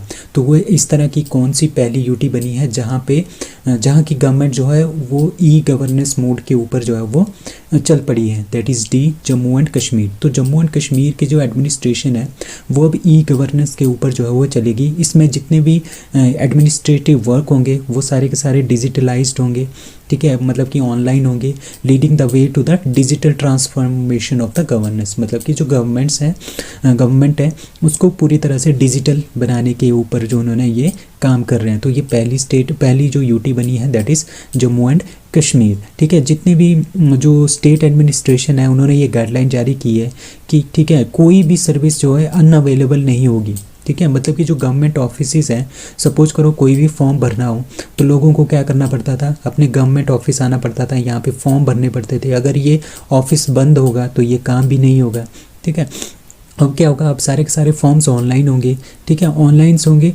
ठीक है, तो ऑनलाइन क्या करेंगे? तो कभी भी संडे के दिन, इवन छुट्टी के दिन भी वो फॉर्म्स वगैरह जो है वो भर सकते हैं। मतलब कि गवर्नमेंट ऑफिस के अंदर आने की उनको कोई भी ज़रूरत नहीं है। तो इस तरह की पहली जो यूटी बनी है that is Jammu and Kashmir. अब कुछ बात करते हैं जो डैम्स हैं जम्मू कश्मीर में। सबसे बड़ा जो डैम है वो है बगली हार डैम, जो कि हाइड्रो इलेक्ट्रिक डैम है, चिनाब रिवर के ऊपर है। ठीक है, और रामबन डिस्ट्रिक्ट में ये मौजूद है। ठीक है, और दूसरा Dulhasti dam hydro electric power plant है चिनाब रिवर के ऊपर और किश्तवाड़ ज़िले के अंदर। तीसरा जो चिनाब रिवर के ऊपर है वो है सलाल, ये कंक्रीट का रॉकफिल डैम है। ठीक है, हाइड्रो इलेक्ट्रिक डैम है और चिनाब रिवर के ऊपर बना है, गोल गुलाबगढ़ में ये बना हुआ है। अब बात करते हैं जो ये नींबू बाजगू डैम है ना, ये इंडस रिवर के ऊपर बना है, ये लेह लद्दाख का है। ठीक है, लेह लद्दाख का हाइड्रो इलेक्ट्रिक प्रोजेक्ट है और ये लेह का सबसे बड़ा और सबसे पुराना जो नींबू बाजगू डैम है ये लेह लद्दाख का डैम है। अब किशनगंगा डैम, ये हाइड्रो इलेक्ट्रिक पावर प्लांट है किशनगंगा एरिया में, किशनगंगा रिवर के ऊपर। ठीक है, उसके बाद क्या है, न्यू करेवा स्टोरेज जो यूसमर्ग डैम है वो इरिगेशन के लिए है। ठीक है, चदूरा में। ठीक है, इसको ज़्यादा याद रखने की ज़रूरत नहीं है। उसके बाद आता है पक्कलडुल डैम, जो हाइड्रो इलेक्ट्रिक बेस्ड डैम है, जो मरुसुदर रिवर के ऊपर है और किश्तवाड़ ज़िले के अंदर है। अब सेवा सेंट डैम है, ठीक है, हाइड्रो इलेक्ट्रिक डैम है और सेवा रिवर के ऊपर है और बशोली में ये बना हुआ है। अब उड़ी डैम है, उड़ी dam very very important dam है, उड़ी 2 डैम। ये कुछ दिन पहले ही इनका इनॉग्रेशन वगैरह भी चलता रहता है, यहाँ पे न्यूज़ में भी ये काफ़ी था। तो ये हाइड्रो इलेक्ट्रिक डैम है, ये झेलम रिवर के ऊपर है। तो मेन आपने याद रखने हैं चिनाब वाले, दूसरा ये इंडस रिवर के ऊपर, तीसरा ये झेलम वाला भी काफ़ी ज़्यादा इंपॉर्टेंट है, दैट इज़ उड़ी डैम, जो कि उड़ी डिस्ट्रिक्ट में आता है। Which country is South Asia's weakest economy according to the World Bank report? अभी क्या हुआ है, वर्ल्ड बैंक की एक रिपोर्ट आई है जिसमें साउथ एशिया की जो सबसे वीकेस्ट इकोनॉमी है ना, सबसे कमज़ोर जो इकोनॉमी है वो है पाकिस्तान की, ठीक है। तो ये सी आंसर इसका है, ठीक है। इस रिपोर्ट में ये बोला है कि पाकिस्तान की जो इकोनॉमिक आउटपुट है वो बहुत ही ज़्यादा डिक्लाइन है, ठीक है। मतलब कि वहाँ पे जो भी इकॉनमी है वो बहुत ही ज़्यादा नीचे जा रही है, डाउनफॉल हो रहा है। इसकी वजह से क्या हो रहा है, इकॉनमी डाउन जा रही है, इसका मतलब ये हो रहा है कि जो फूड आइटम्स हैं उनके रेट बहुत ज़्यादा हाइक हो गए हैं। आटा, चावल, दाल वगैरह बहुत ज़्यादा यहाँ पे इनके रेट देखने को मिल रहे हैं, ठीक है। फोरकास्टिंग पाकिस्तान की जीडीपी की ग्रोथ जो है वो इम्प्रूव होने के चांसेस हैं 3.2% से 2024 तक, ये इसने रिपोर्ट ने ये बोला है। नौ पाकिस्तान के जो फॉरेक्स रिजर्व है, ठीक है, आजकल आपको पता है कि पाकिस्तान के बहुत ज़्यादा बुरे हाल है, इकोनॉमिक क्राइसिस वहाँ पे बहुत ज़्यादा चल रहा है, जिसकी वजह से क्या है, इसके जो मेन रीजंस है ना, सबसे पहले तो एक रीज़न इसका ये है कि वहाँ पे बहुत ज़्यादा फ्लड्स आए थे, ठीक है। दूसरा इसका मेन रीज़न ये है कि वहाँ पे आतंकवाद, तो आपको पता ही है किस तरह से वहाँ पे चलता है, मतलब उनके वहीं पे कुछ लोग इस तरह के आतंकवादी, तालिबान के थ्रू भी इनका ये चल रहा था, ठीक है। और इनके नंबर 3 में यहाँ पे पॉलिटिकल स्टेबिलिटी है, सबसे बड़ा जो रीज़न है ना वो पॉलिटिकल इंस्टेबिलिटी है। आज तक जितने भी प्रधानमंत्री वहाँ पे बने हैं उन्होंने किसी ने भी 5 साल का कार्यकाल पूरा नहीं किया है। इन्हीं सब चीज़ों की वजह से आज पाकिस्तान बहुत ही ज़्यादा नीचे जा रहा है, उनकी इकॉनमी बहुत ज़्यादा नीचे आ गई है और इनके पास फॉरेक्स रिजर्व $4.6 बिलियन बचा हुआ है, जो कि जो फॉरेन के जो बिल्स है ना उसी के पेमेंट में वो 3 वीक के अंदर अंदर वो ख़त्म हो जाएगा। तो इस तरह से ये इकोनॉमिक क्राइसिस जो है पाकिस्तान में चल रहा है। अब कैरेट मैरिक्स 2023 is a maritime exercise between Sri Lanka and USA. Sri Lanka और यूएसए के बीच में एक कैरेट और इसी का नाम है मैरिक्स 2023 मैरीन एक्सरसाइज है, किस किस के बीच में, यूएसए श्रीलंका के बीच में, और इसमें जापान और मालदीव्स भी इस बार पार्टिसिपेट करेंगे।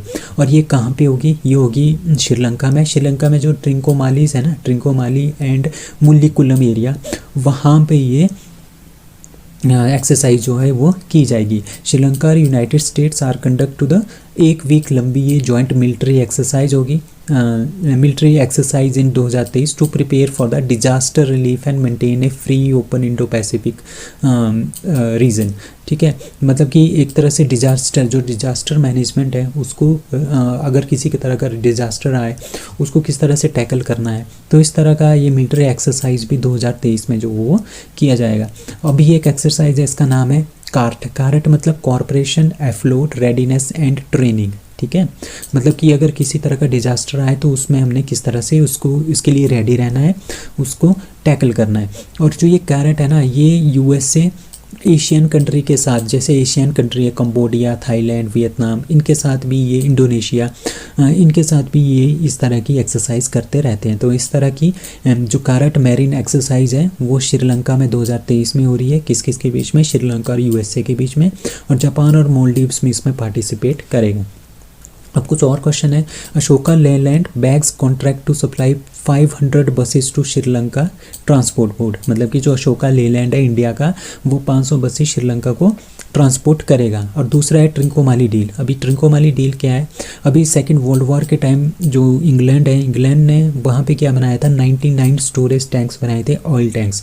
उनकी हालत बहुत ही ज़्यादा ख़राब है, उनमें से 15 आज वर्किंग पे हैं, बाकी सारे के सारे ठप पड़े हैं। उनको एक तरह का उनको रिपेयर करने की ज़रूरत है, ठीक है। और एक टैंक की कैपेसिटी इसमें 12,000 किलो लीटर्स हैं, ठीक है, मतलब इतना तेल इसके अंदर आ जाता है। तो इंडिया ने इसका क्या लिया है, ठेका लिया है, ठीक है। इंडिया ने इसकी डील जो है ली है, ठीक है, वो कुछ पैसे दे के जितने भी ये स्टोरेज टैंक्स हैं इनको इंडिया क्या करेगा, इनको रिपेयर करेगा, इनको काम करने योग्य बनाएगा। और यहाँ से इंडिया को क्या फ़ायदा है, इंडिया को ये फ़ायदा है कि इंडिया का बिजनेस भी यहाँ पे चल पड़ेगा, श्रीलंका के ऊपर थोड़ा बहुत कंट्रोल भी इंडिया का हो जाएगा, और थोड़ा बहुत ये जो इंडिया के जो जहाज़ वगैरह आता है हम वहाँ से फ्यूल्स वगैरह भी भर सकते हैं।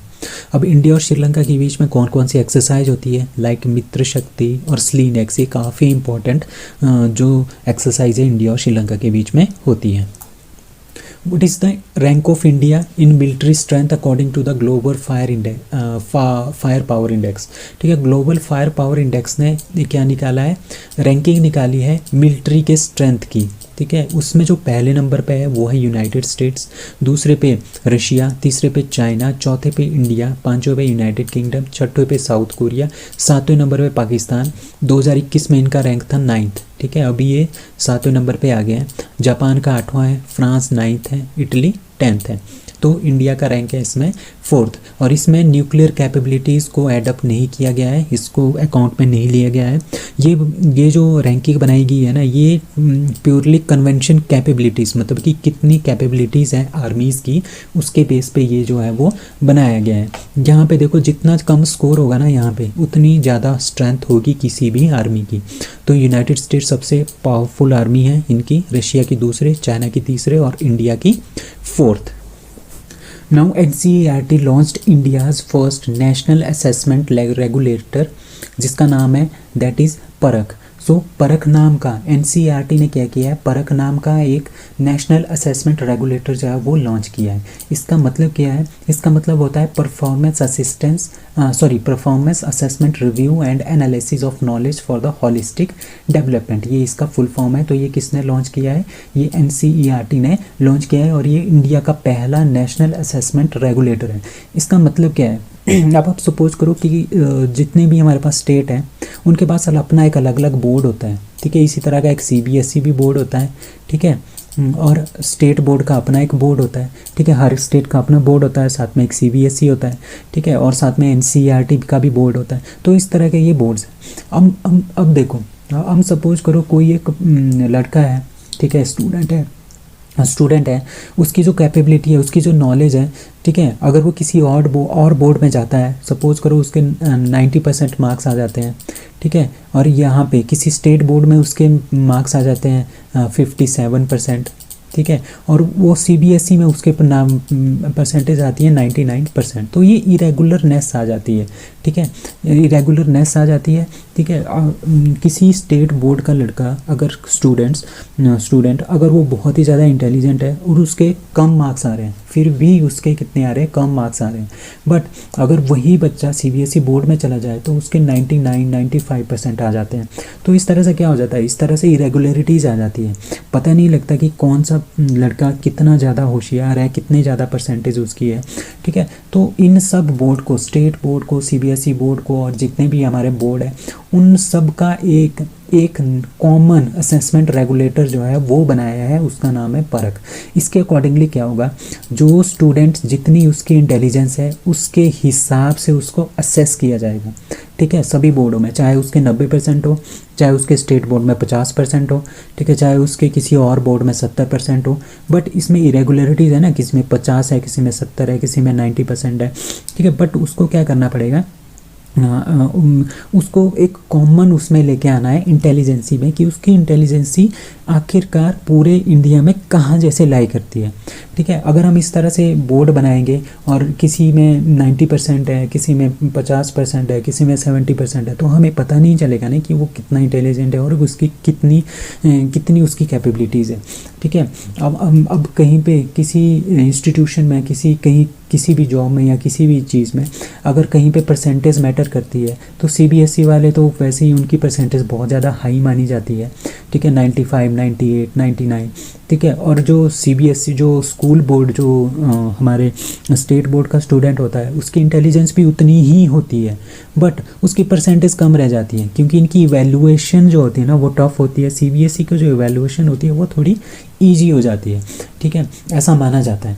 ठीक है, तो इस तरह से क्या हो जाता है, इस तरह से इरेगुलरिटी हो जाती है पूरे इंडिया को, पूरे नेशन को ये चेक करने में कि कौन सा स्टूडेंट कहाँ पे लाई करता है। तो उसको असेस करने के लिए सभी स्टूडेंट्स को एक प्रॉपर चैनल में लाने के लिए, ठीक है, इसके लिए पहली नेशनल असेसमेंट रेगुलेटर जो है उसका नाम है परख, जो कि NCERT ने लॉन्च किया है। और ये जो परख है ना, नेशनल एजुकेशन पॉलिसी जो 2020 में आई थी, ये इसका एक पार्ट है। अब जो नेशनल एजुकेशन पॉलिसी 2020 में आई थी उसको बनाया था कस्तूरी रंजन कमेटी, उसके लिए अप्लाई की गई थी। First state to implement NEP 2020 for higher education that is Goa, और फॉर प्राइमरी एजुकेशन के लिए जो न्यू एजुकेशन पॉलिसी 2020 है वो स्टार्ट की है उत्तराखंड ने।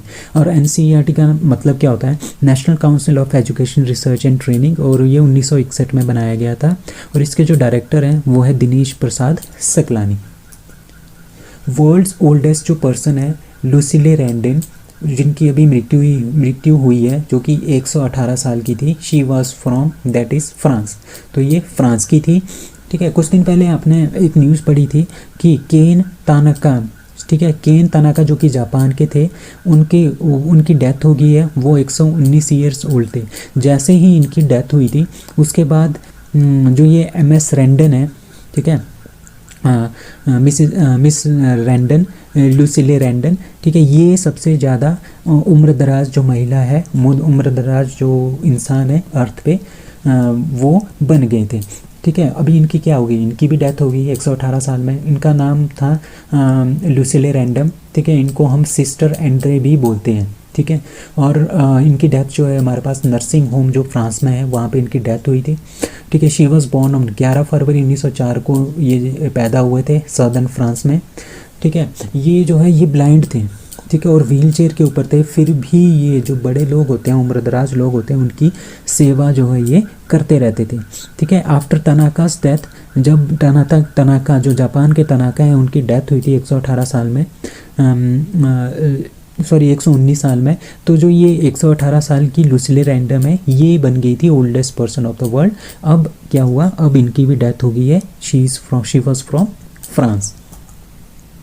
India announced the donation of 12,500 doses of pentavalent vaccine to that is Cuba.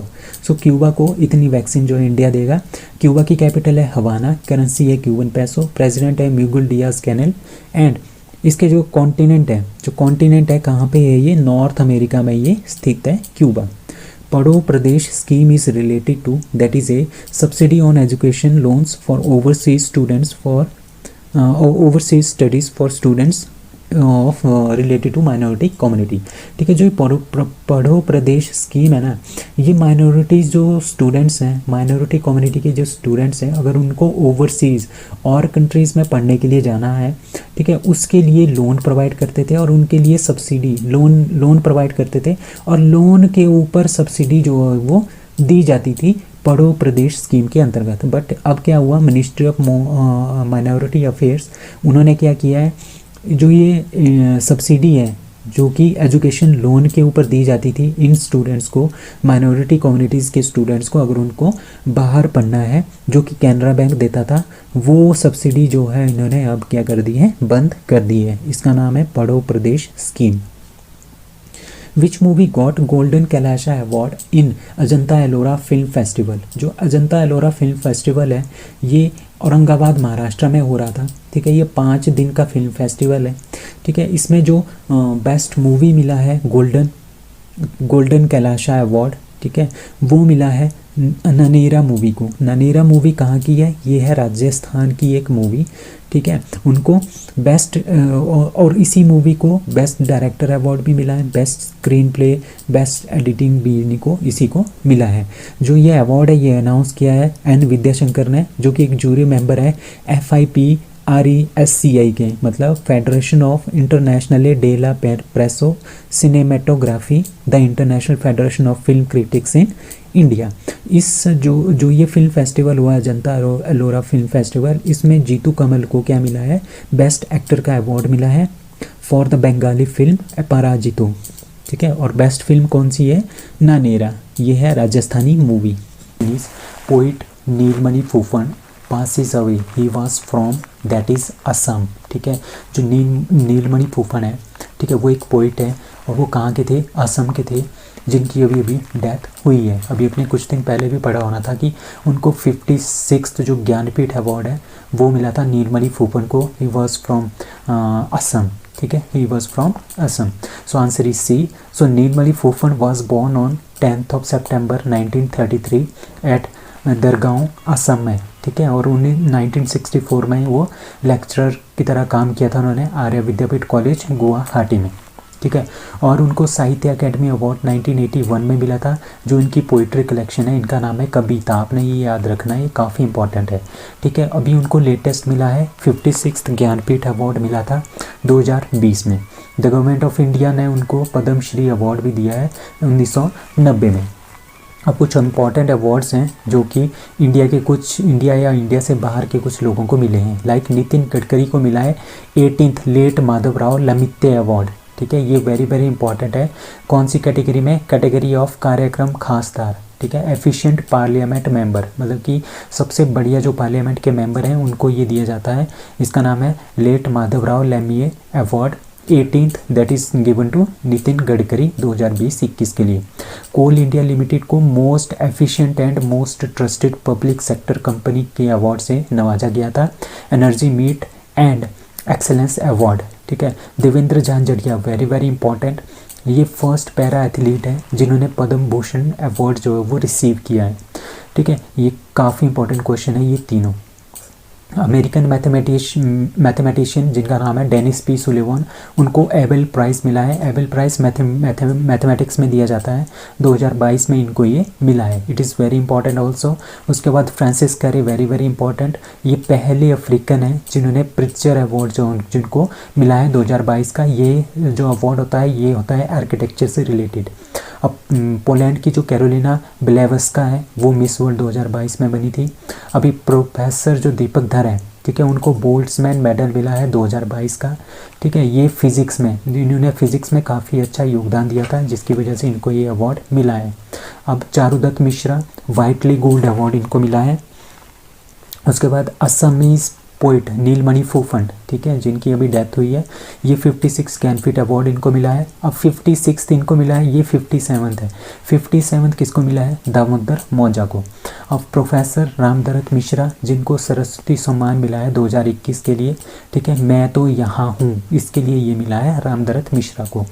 Doctor Bhushan Kumar, he is from Chandigarh and सहयोग कुष्ठ यज्ञ ट्रस्ट, ठीक है, इनको मिला है international Gandhi award for leprosy bye honourable vice president of India, ठीक है। तो लेप्रोसी मतलब कि कुष्ठ रोग को ख़त्म करने के लिए इनके काम के लिए ये दिया गया है। Mister Ajay Piramal, chairman of Piramal group, इनको मिला है ब्रिटिश ऑनरी अवार्ड। और डॉक्टर फ्रैंक विलजैक को 2022 का टेम्पल्टन अवार्ड मिला है। ये काफ़ी इंपॉर्टेंट क्वेश्चन है, इससे बहुत सारे क्वेश्चन जो है वो एग्जामिनेशन में पूछे भी गए हैं। अब भारत प्रवाह initiative launched by, that is ministry of shipping and waterways and port, ठीक है। जो ये मिनिस्ट्री है इन्होंने क्या किया है, इन्होंने भारत प्रवाह इनिशिएटिव जो है वो लॉन्च किया है। क्यों लॉन्च किया है? ठीक है, ये जो भारत प्रवाह है इसका मतलब है ये जो इनिशिएटिव है ना ये रिलेटेड है शिपिंग, वाटरवेज और पोर्ट से रिलेटेड, ठीक है, जो बंदरगाह होता है उनसे रिलेटेड ये है, ठीक है। The objective of the initiative क्या है? इसका ऑब्जेक्टिव है, ठीक है, इसका ऑब्जेक्टिव ये है कि जितने भी हमारे पास रिवर्स हैं, पोर्ट्स हैं, शिपिंग है, ठीक है, उनको क्या करना है, जो कॉमन मैन है ना उनको जो कॉमन मैन है उनको उन तक लाना है ताकि वहाँ की इकॉनमी भी बढ़े, उनका अपना कम्युनिकेशन भी बढ़े, ठीक है, उनके साथ उनका एक अच्छी तरह से बॉन्ड भी बन जाए, ठीक है। जितने भी चैलेंजेस है related to maritime sector, maritime मतलब कि जो समुद्र से रिलेटेड है, समुद्र के थ्रू हम बहुत सारा ट्रेड करते हैं, समुद्र के थ्रू हमारी बहुत सारी चीज़ें जाती हैं एक जगह से दूसरी जगह से तक, ठीक है। वहाँ पे कॉमन मैन को वहाँ तक लाना ताकि वहाँ पे वो काम कर सके, बहुत ही अच्छी तरह से काम कर सके और अपने लिए आजीविका भी कमाए, ठीक है। और हमने अपने पोर्ट्स को काफ़ी ज़्यादा डेवलप भी करना है। इन्हीं सब चीज़ों के लिए जो भारत प्रवाह इनिशिएटिव है वो लॉन्च किया जा रहा है, ठीक है। अभी मैं आपको बता दूं, एक होता है रोड ट्रांसपोर्ट, ठीक है, एक होता है रोड ट्रांसपोर्ट, एक होता है एयर ट्रांसपोर्ट और तीसरा क्या होता है वाटर ट्रांसपोर्ट, ठीक है। चौथा क्या है रेलवे ट्रांसपोर्ट। जो इन चारों में से जो सबसे सस्ता होता है ना, सबके सबसे सस्ता वो होता है वाटर ट्रांसपोर्ट, ठीक है। एयर ट्रांसपोर्ट तो बहुत महंगा होता है, ठीक है, बहुत ज़्यादा महंगा होता है। रोड ट्रांसपोर्ट अगर सपोज़ करो 2 रुपये पर किलोमीटर के हिसाब से कि चार्ज करते हैं, तो जो ट्रेन वाला है वो 1.25 रुपीस पर किलोमीटर के हिसाब से चार्ज करते हैं, पर जो वाटरवेज है ना वो आपको 1 रुपया भी नहीं पड़ता, 0.75 के आसपास पैसे के आसपास जो है उसका खर्चा पड़ता है।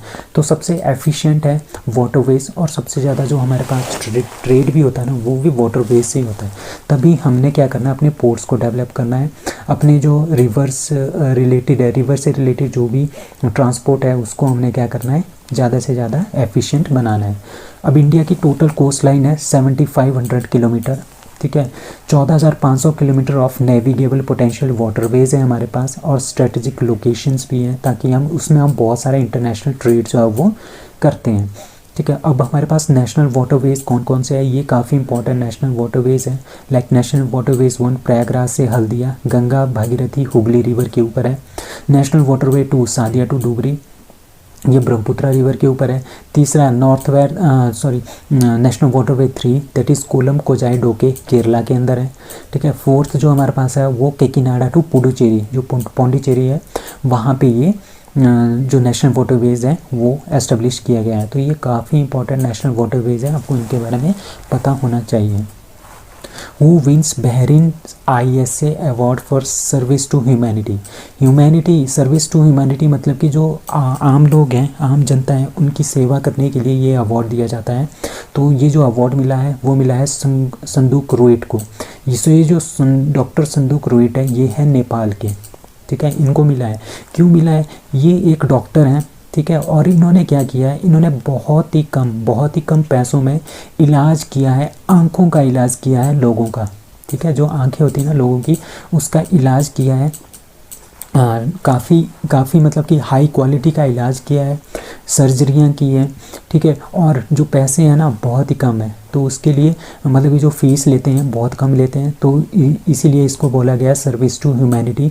तभी इनको बहरीन ISA अवार्ड जो है सर्विस टू ह्यूमैनिटी मिला है। इसमें 1 मिलियन US डॉलर दिया गया, $10 लाख, ठीक है। और एक सर्टिफिकेट भी दिया जाता है, और एक गोल्ड मेडल भी इसमें दिया जाता है। इन्होंने क्या किया, high quality micro surgical procedure to remote eye camps, ठीक है। रिमोट आई कैंप्स मतलब कि दूर एक जगह से बैठ के दूसरों को, और देशों में जो लोग होते हैं और डॉक्टर होते हैं उनको एक तरह से ट्रेन करना, उनको बताना कि किस तरह से इलाज करना है, ठीक है।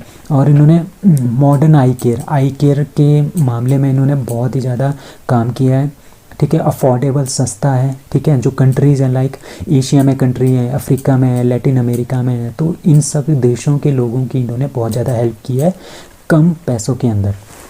इनको जो है गवर्नमेंट ऑफ ऑस्ट्रेलिया ने भी अवार्ड दे दिया है, द ऑर्डर ऑफ ऑस्ट्रेलिया 2007 में, ठीक है। एशियन गेम चेंजर अवार्ड भी इनको मिला है 2016 में, और इनको पद्मश्री अवार्ड भी दिया गया है गवर्नमेंट ऑफ इंडिया की तरफ से। अब जो बहरीन है, king of Bahrain that is Hamad bin Isa Al Khalifa हैं। बहरीन की कैपिटल मनामा, और बहरीन की करेंसी क्या है, Bahraini dinar. Rare orange coloured bat was spotted in that is C Kanger valley national park, जो छत्तीसगढ़ में है ना, छत्तीसगढ़ में है कैंगर वैली नेशनल पार्क। तो वहाँ पे एक रेयर, बहुत ही रेयर होता है ये, ठीक है। क्या है ये, ऑरेंज कलर, ठीक है। यहाँ पे देखो ये जो ऑरेंज कलर है, बैट मतलब कि चमगादड़, ठीक है। चमगादड़ को बैट बोलते हैं। तो ये यहाँ पे फाउंड हुआ है, ठीक है, ऑरेंज कलर का।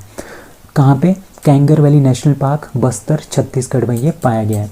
इससे पहले ये कहाँ पे पाया गया था, वेस्टर्न घाट में, केरला में, महाराष्ट्र में, उसके बाद उड़ीसा में, और अब ये कहाँ पे पाया गया है, छत्तीसगढ़ में भी इसकी प्रजाति जो है वो मिली है। Friendship pipeline is a pipeline between India and that is C Bangladesh. India और बांग्लादेश के बीच में एक पाइपलाइन बिछ रही है जिसका नाम है फ्रेंडशिप पाइपलाइन।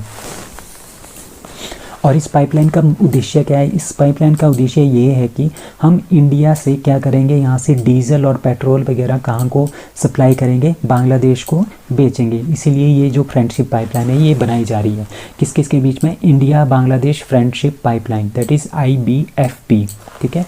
इसका जो ट्रायल है वो एक्सपेरिमेंटल बेसिस पे ट्रायल है, इसका जून से स्टार्ट हो जाएगा, ठीक है। 5 किलोमीटर ये पाइपलाइन बांग्लादेश में है, 5 किलोमीटर ये पाइपलाइन इंडिया में है। इस तरह के पाइप्स में हम इसमें डीजल भेजेंगे इंडिया से कहाँ को, बांग्लादेश को, ठीक है।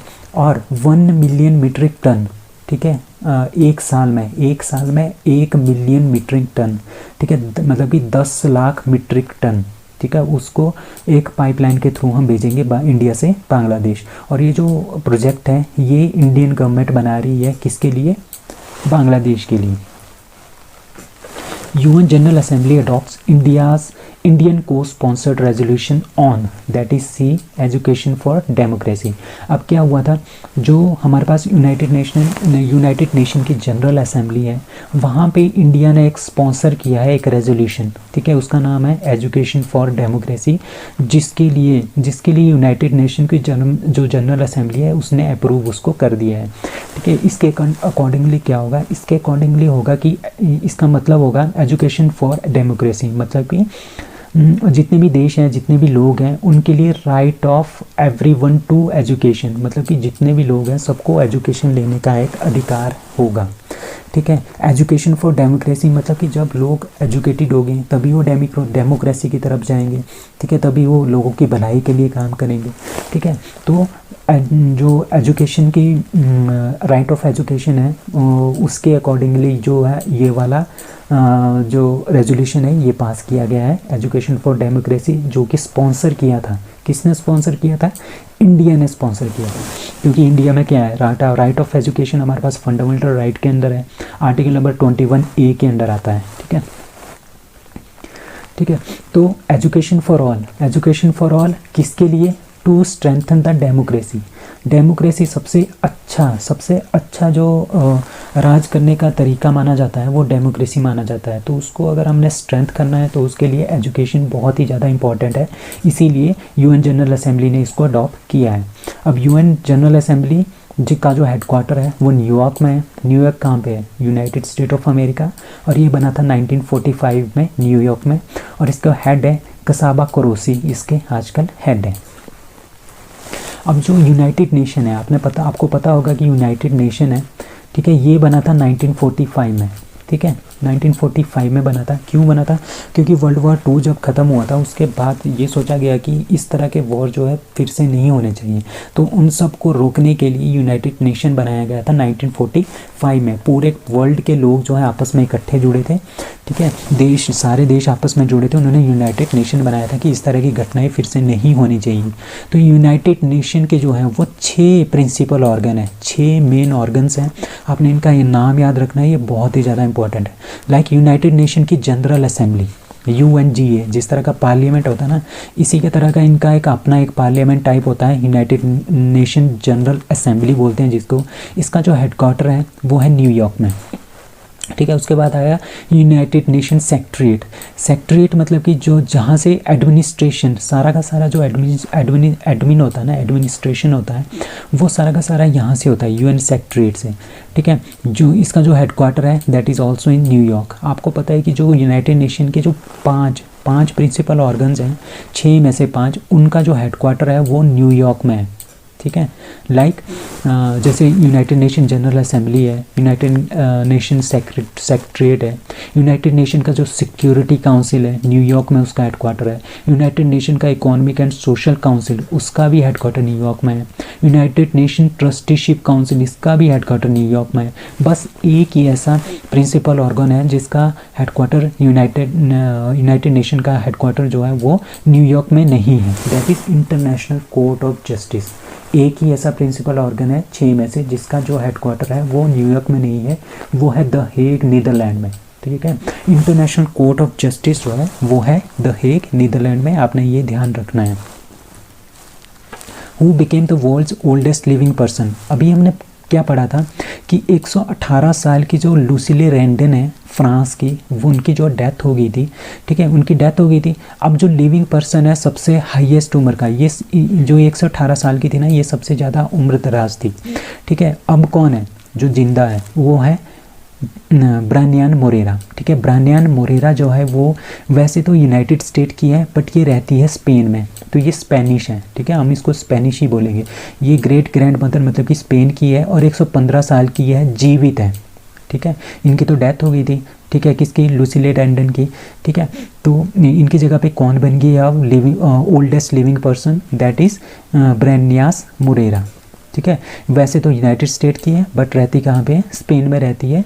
ठीक है, 1907 में इनका जन्म हुआ था यूनाइटेड स्टेट में, अब ये रहती है स्पेन में। ठीक है, Mrs Morera is 115 years and 321 days old. ठीक है, 19 जनवरी 2023 को। ठीक है, cyclone 1 is first ever joint exercise between India and that is C Egypt. ठीक है, इंडिया और इजिप्ट के बीच में क्या हो रहा है, इंडिया और इजिप्ट के बीच में साइक्लोन 1 ये इनकी पहली जॉइंट एक्सरसाइज है आर्मीज़ की। ठीक है, जो कि कहाँ पे हो रही है, जैसलमेर राजस्थान में वो हो रही है। जैसलमेर राजस्थान में इसको हम कंडक्ट कर रहे हैं। अब इजिप्ट के बारे में जानते हैं। Egypt is a country located in the north Africa में है ये कंट्री। ठीक है, और इजिप्ट किसके लिए फेमस है, जो ये गाज़ा के पिरामिड्स है ना, इसके लिए ये फेमस है क्योंकि ये बहुत ही पुराने हैं। मतलब कि ये कम से कम 5000 साल पुराने हैं, मतलब कि 2560 BC के हैं। इसके जो कैपिटल है वो कायरो है। प्रेसिडेंट इसके एबेल फतह अल सीसी हैं और इसकी जो करेंसी है दैट इज़ इजिप्टियन पाउंड। अब हमारे पास लिस्ट है एक्सरसाइजेस की, जो कि हमारे पास इंडिया की किसी और कंट्रीज़ के साथ जितनी भी एक्सरसाइजेस हैं उनको हम बारी बारी से रिपीट करेंगे। लाइक एक्सरसाइजेस कौन कौन सी होती है, इंडिया और ऑस्ट्रेलिया के बीच में ऑस्ट्रा हिंद आर्मी की है एंड ऑसिस इंडेक्स नेवी की है।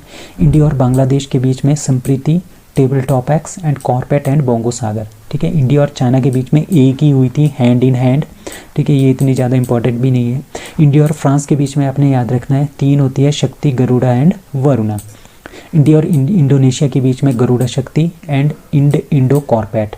इंडिया जापान के बीच में Dharma Guardian, Veer Guardian 23 and JIMEX. ये पहली बार हो रही है Veer Guardian 23, that is air force exercise. India और कजाकिस्तान के बीच में होती है परवल डस्टलिक एंड काजिंद। अब इंडिया और किर्गिस्तान के बीच में खंजर। इंडिया और मंगोलिया के बीच में नोमैडिक एलिफेंट। ठीक है, और म्यांमार, इंडिया और म्यांमार के बीच में IMBEX, India Myanmar exercise and IM core भी इंडिया और म्यांमार के बीच में होती है। इंडिया और मालदीव्स के बीच में एक्वेरियन। इंडिया और नेपाल के बीच में सूर्य किरण। इंडिया ओमान के बीच में जिसमें अल लगाओ, अल नगा एंड नसीम अल बहर एंड ऑल्सो ईस्टर्न ब्रिज भी आपने याद रखना है, ये काफ़ी इंपॉर्टेंट है। इंडिया और रशिया के बीच में इंदिरा नेवी एंड इंदिरा नाम जहाँ पे भी आ गया वो इंडिया और रशिया के बीच में ये एक्सरसाइज होगी। अब इंडिया और साइशेल्स के बीच में लामिते एंड ऑसिस इंडेक्स। ठीक है, और इंडिया और श्रीलंका के बीच में मित्र शक्ति एंड स्लिनेक्स। ये नहीं है, ये ऑस्ट्रेलिया के साथ। और इंडिया और थाईलैंड के बीच में Maitree, Siam Bharat and Indo Thai CORPAT. India और यूनाइटेड किंगडम के बीच में कौन कौन सी एक्सरसाइज होती है, अजय वॉरियर, इंद्रधनुष एंड कोंकण। ठीक है, अब इंडिया और USA के बीच में युद्धाभ्यास एंड वज्र प्रहार, very very important. Red flag 16-1 and Malabar. ठीक है, इंडिया और वियतनाम के बीच में होती है VINBAX. So that's all for today, thank you.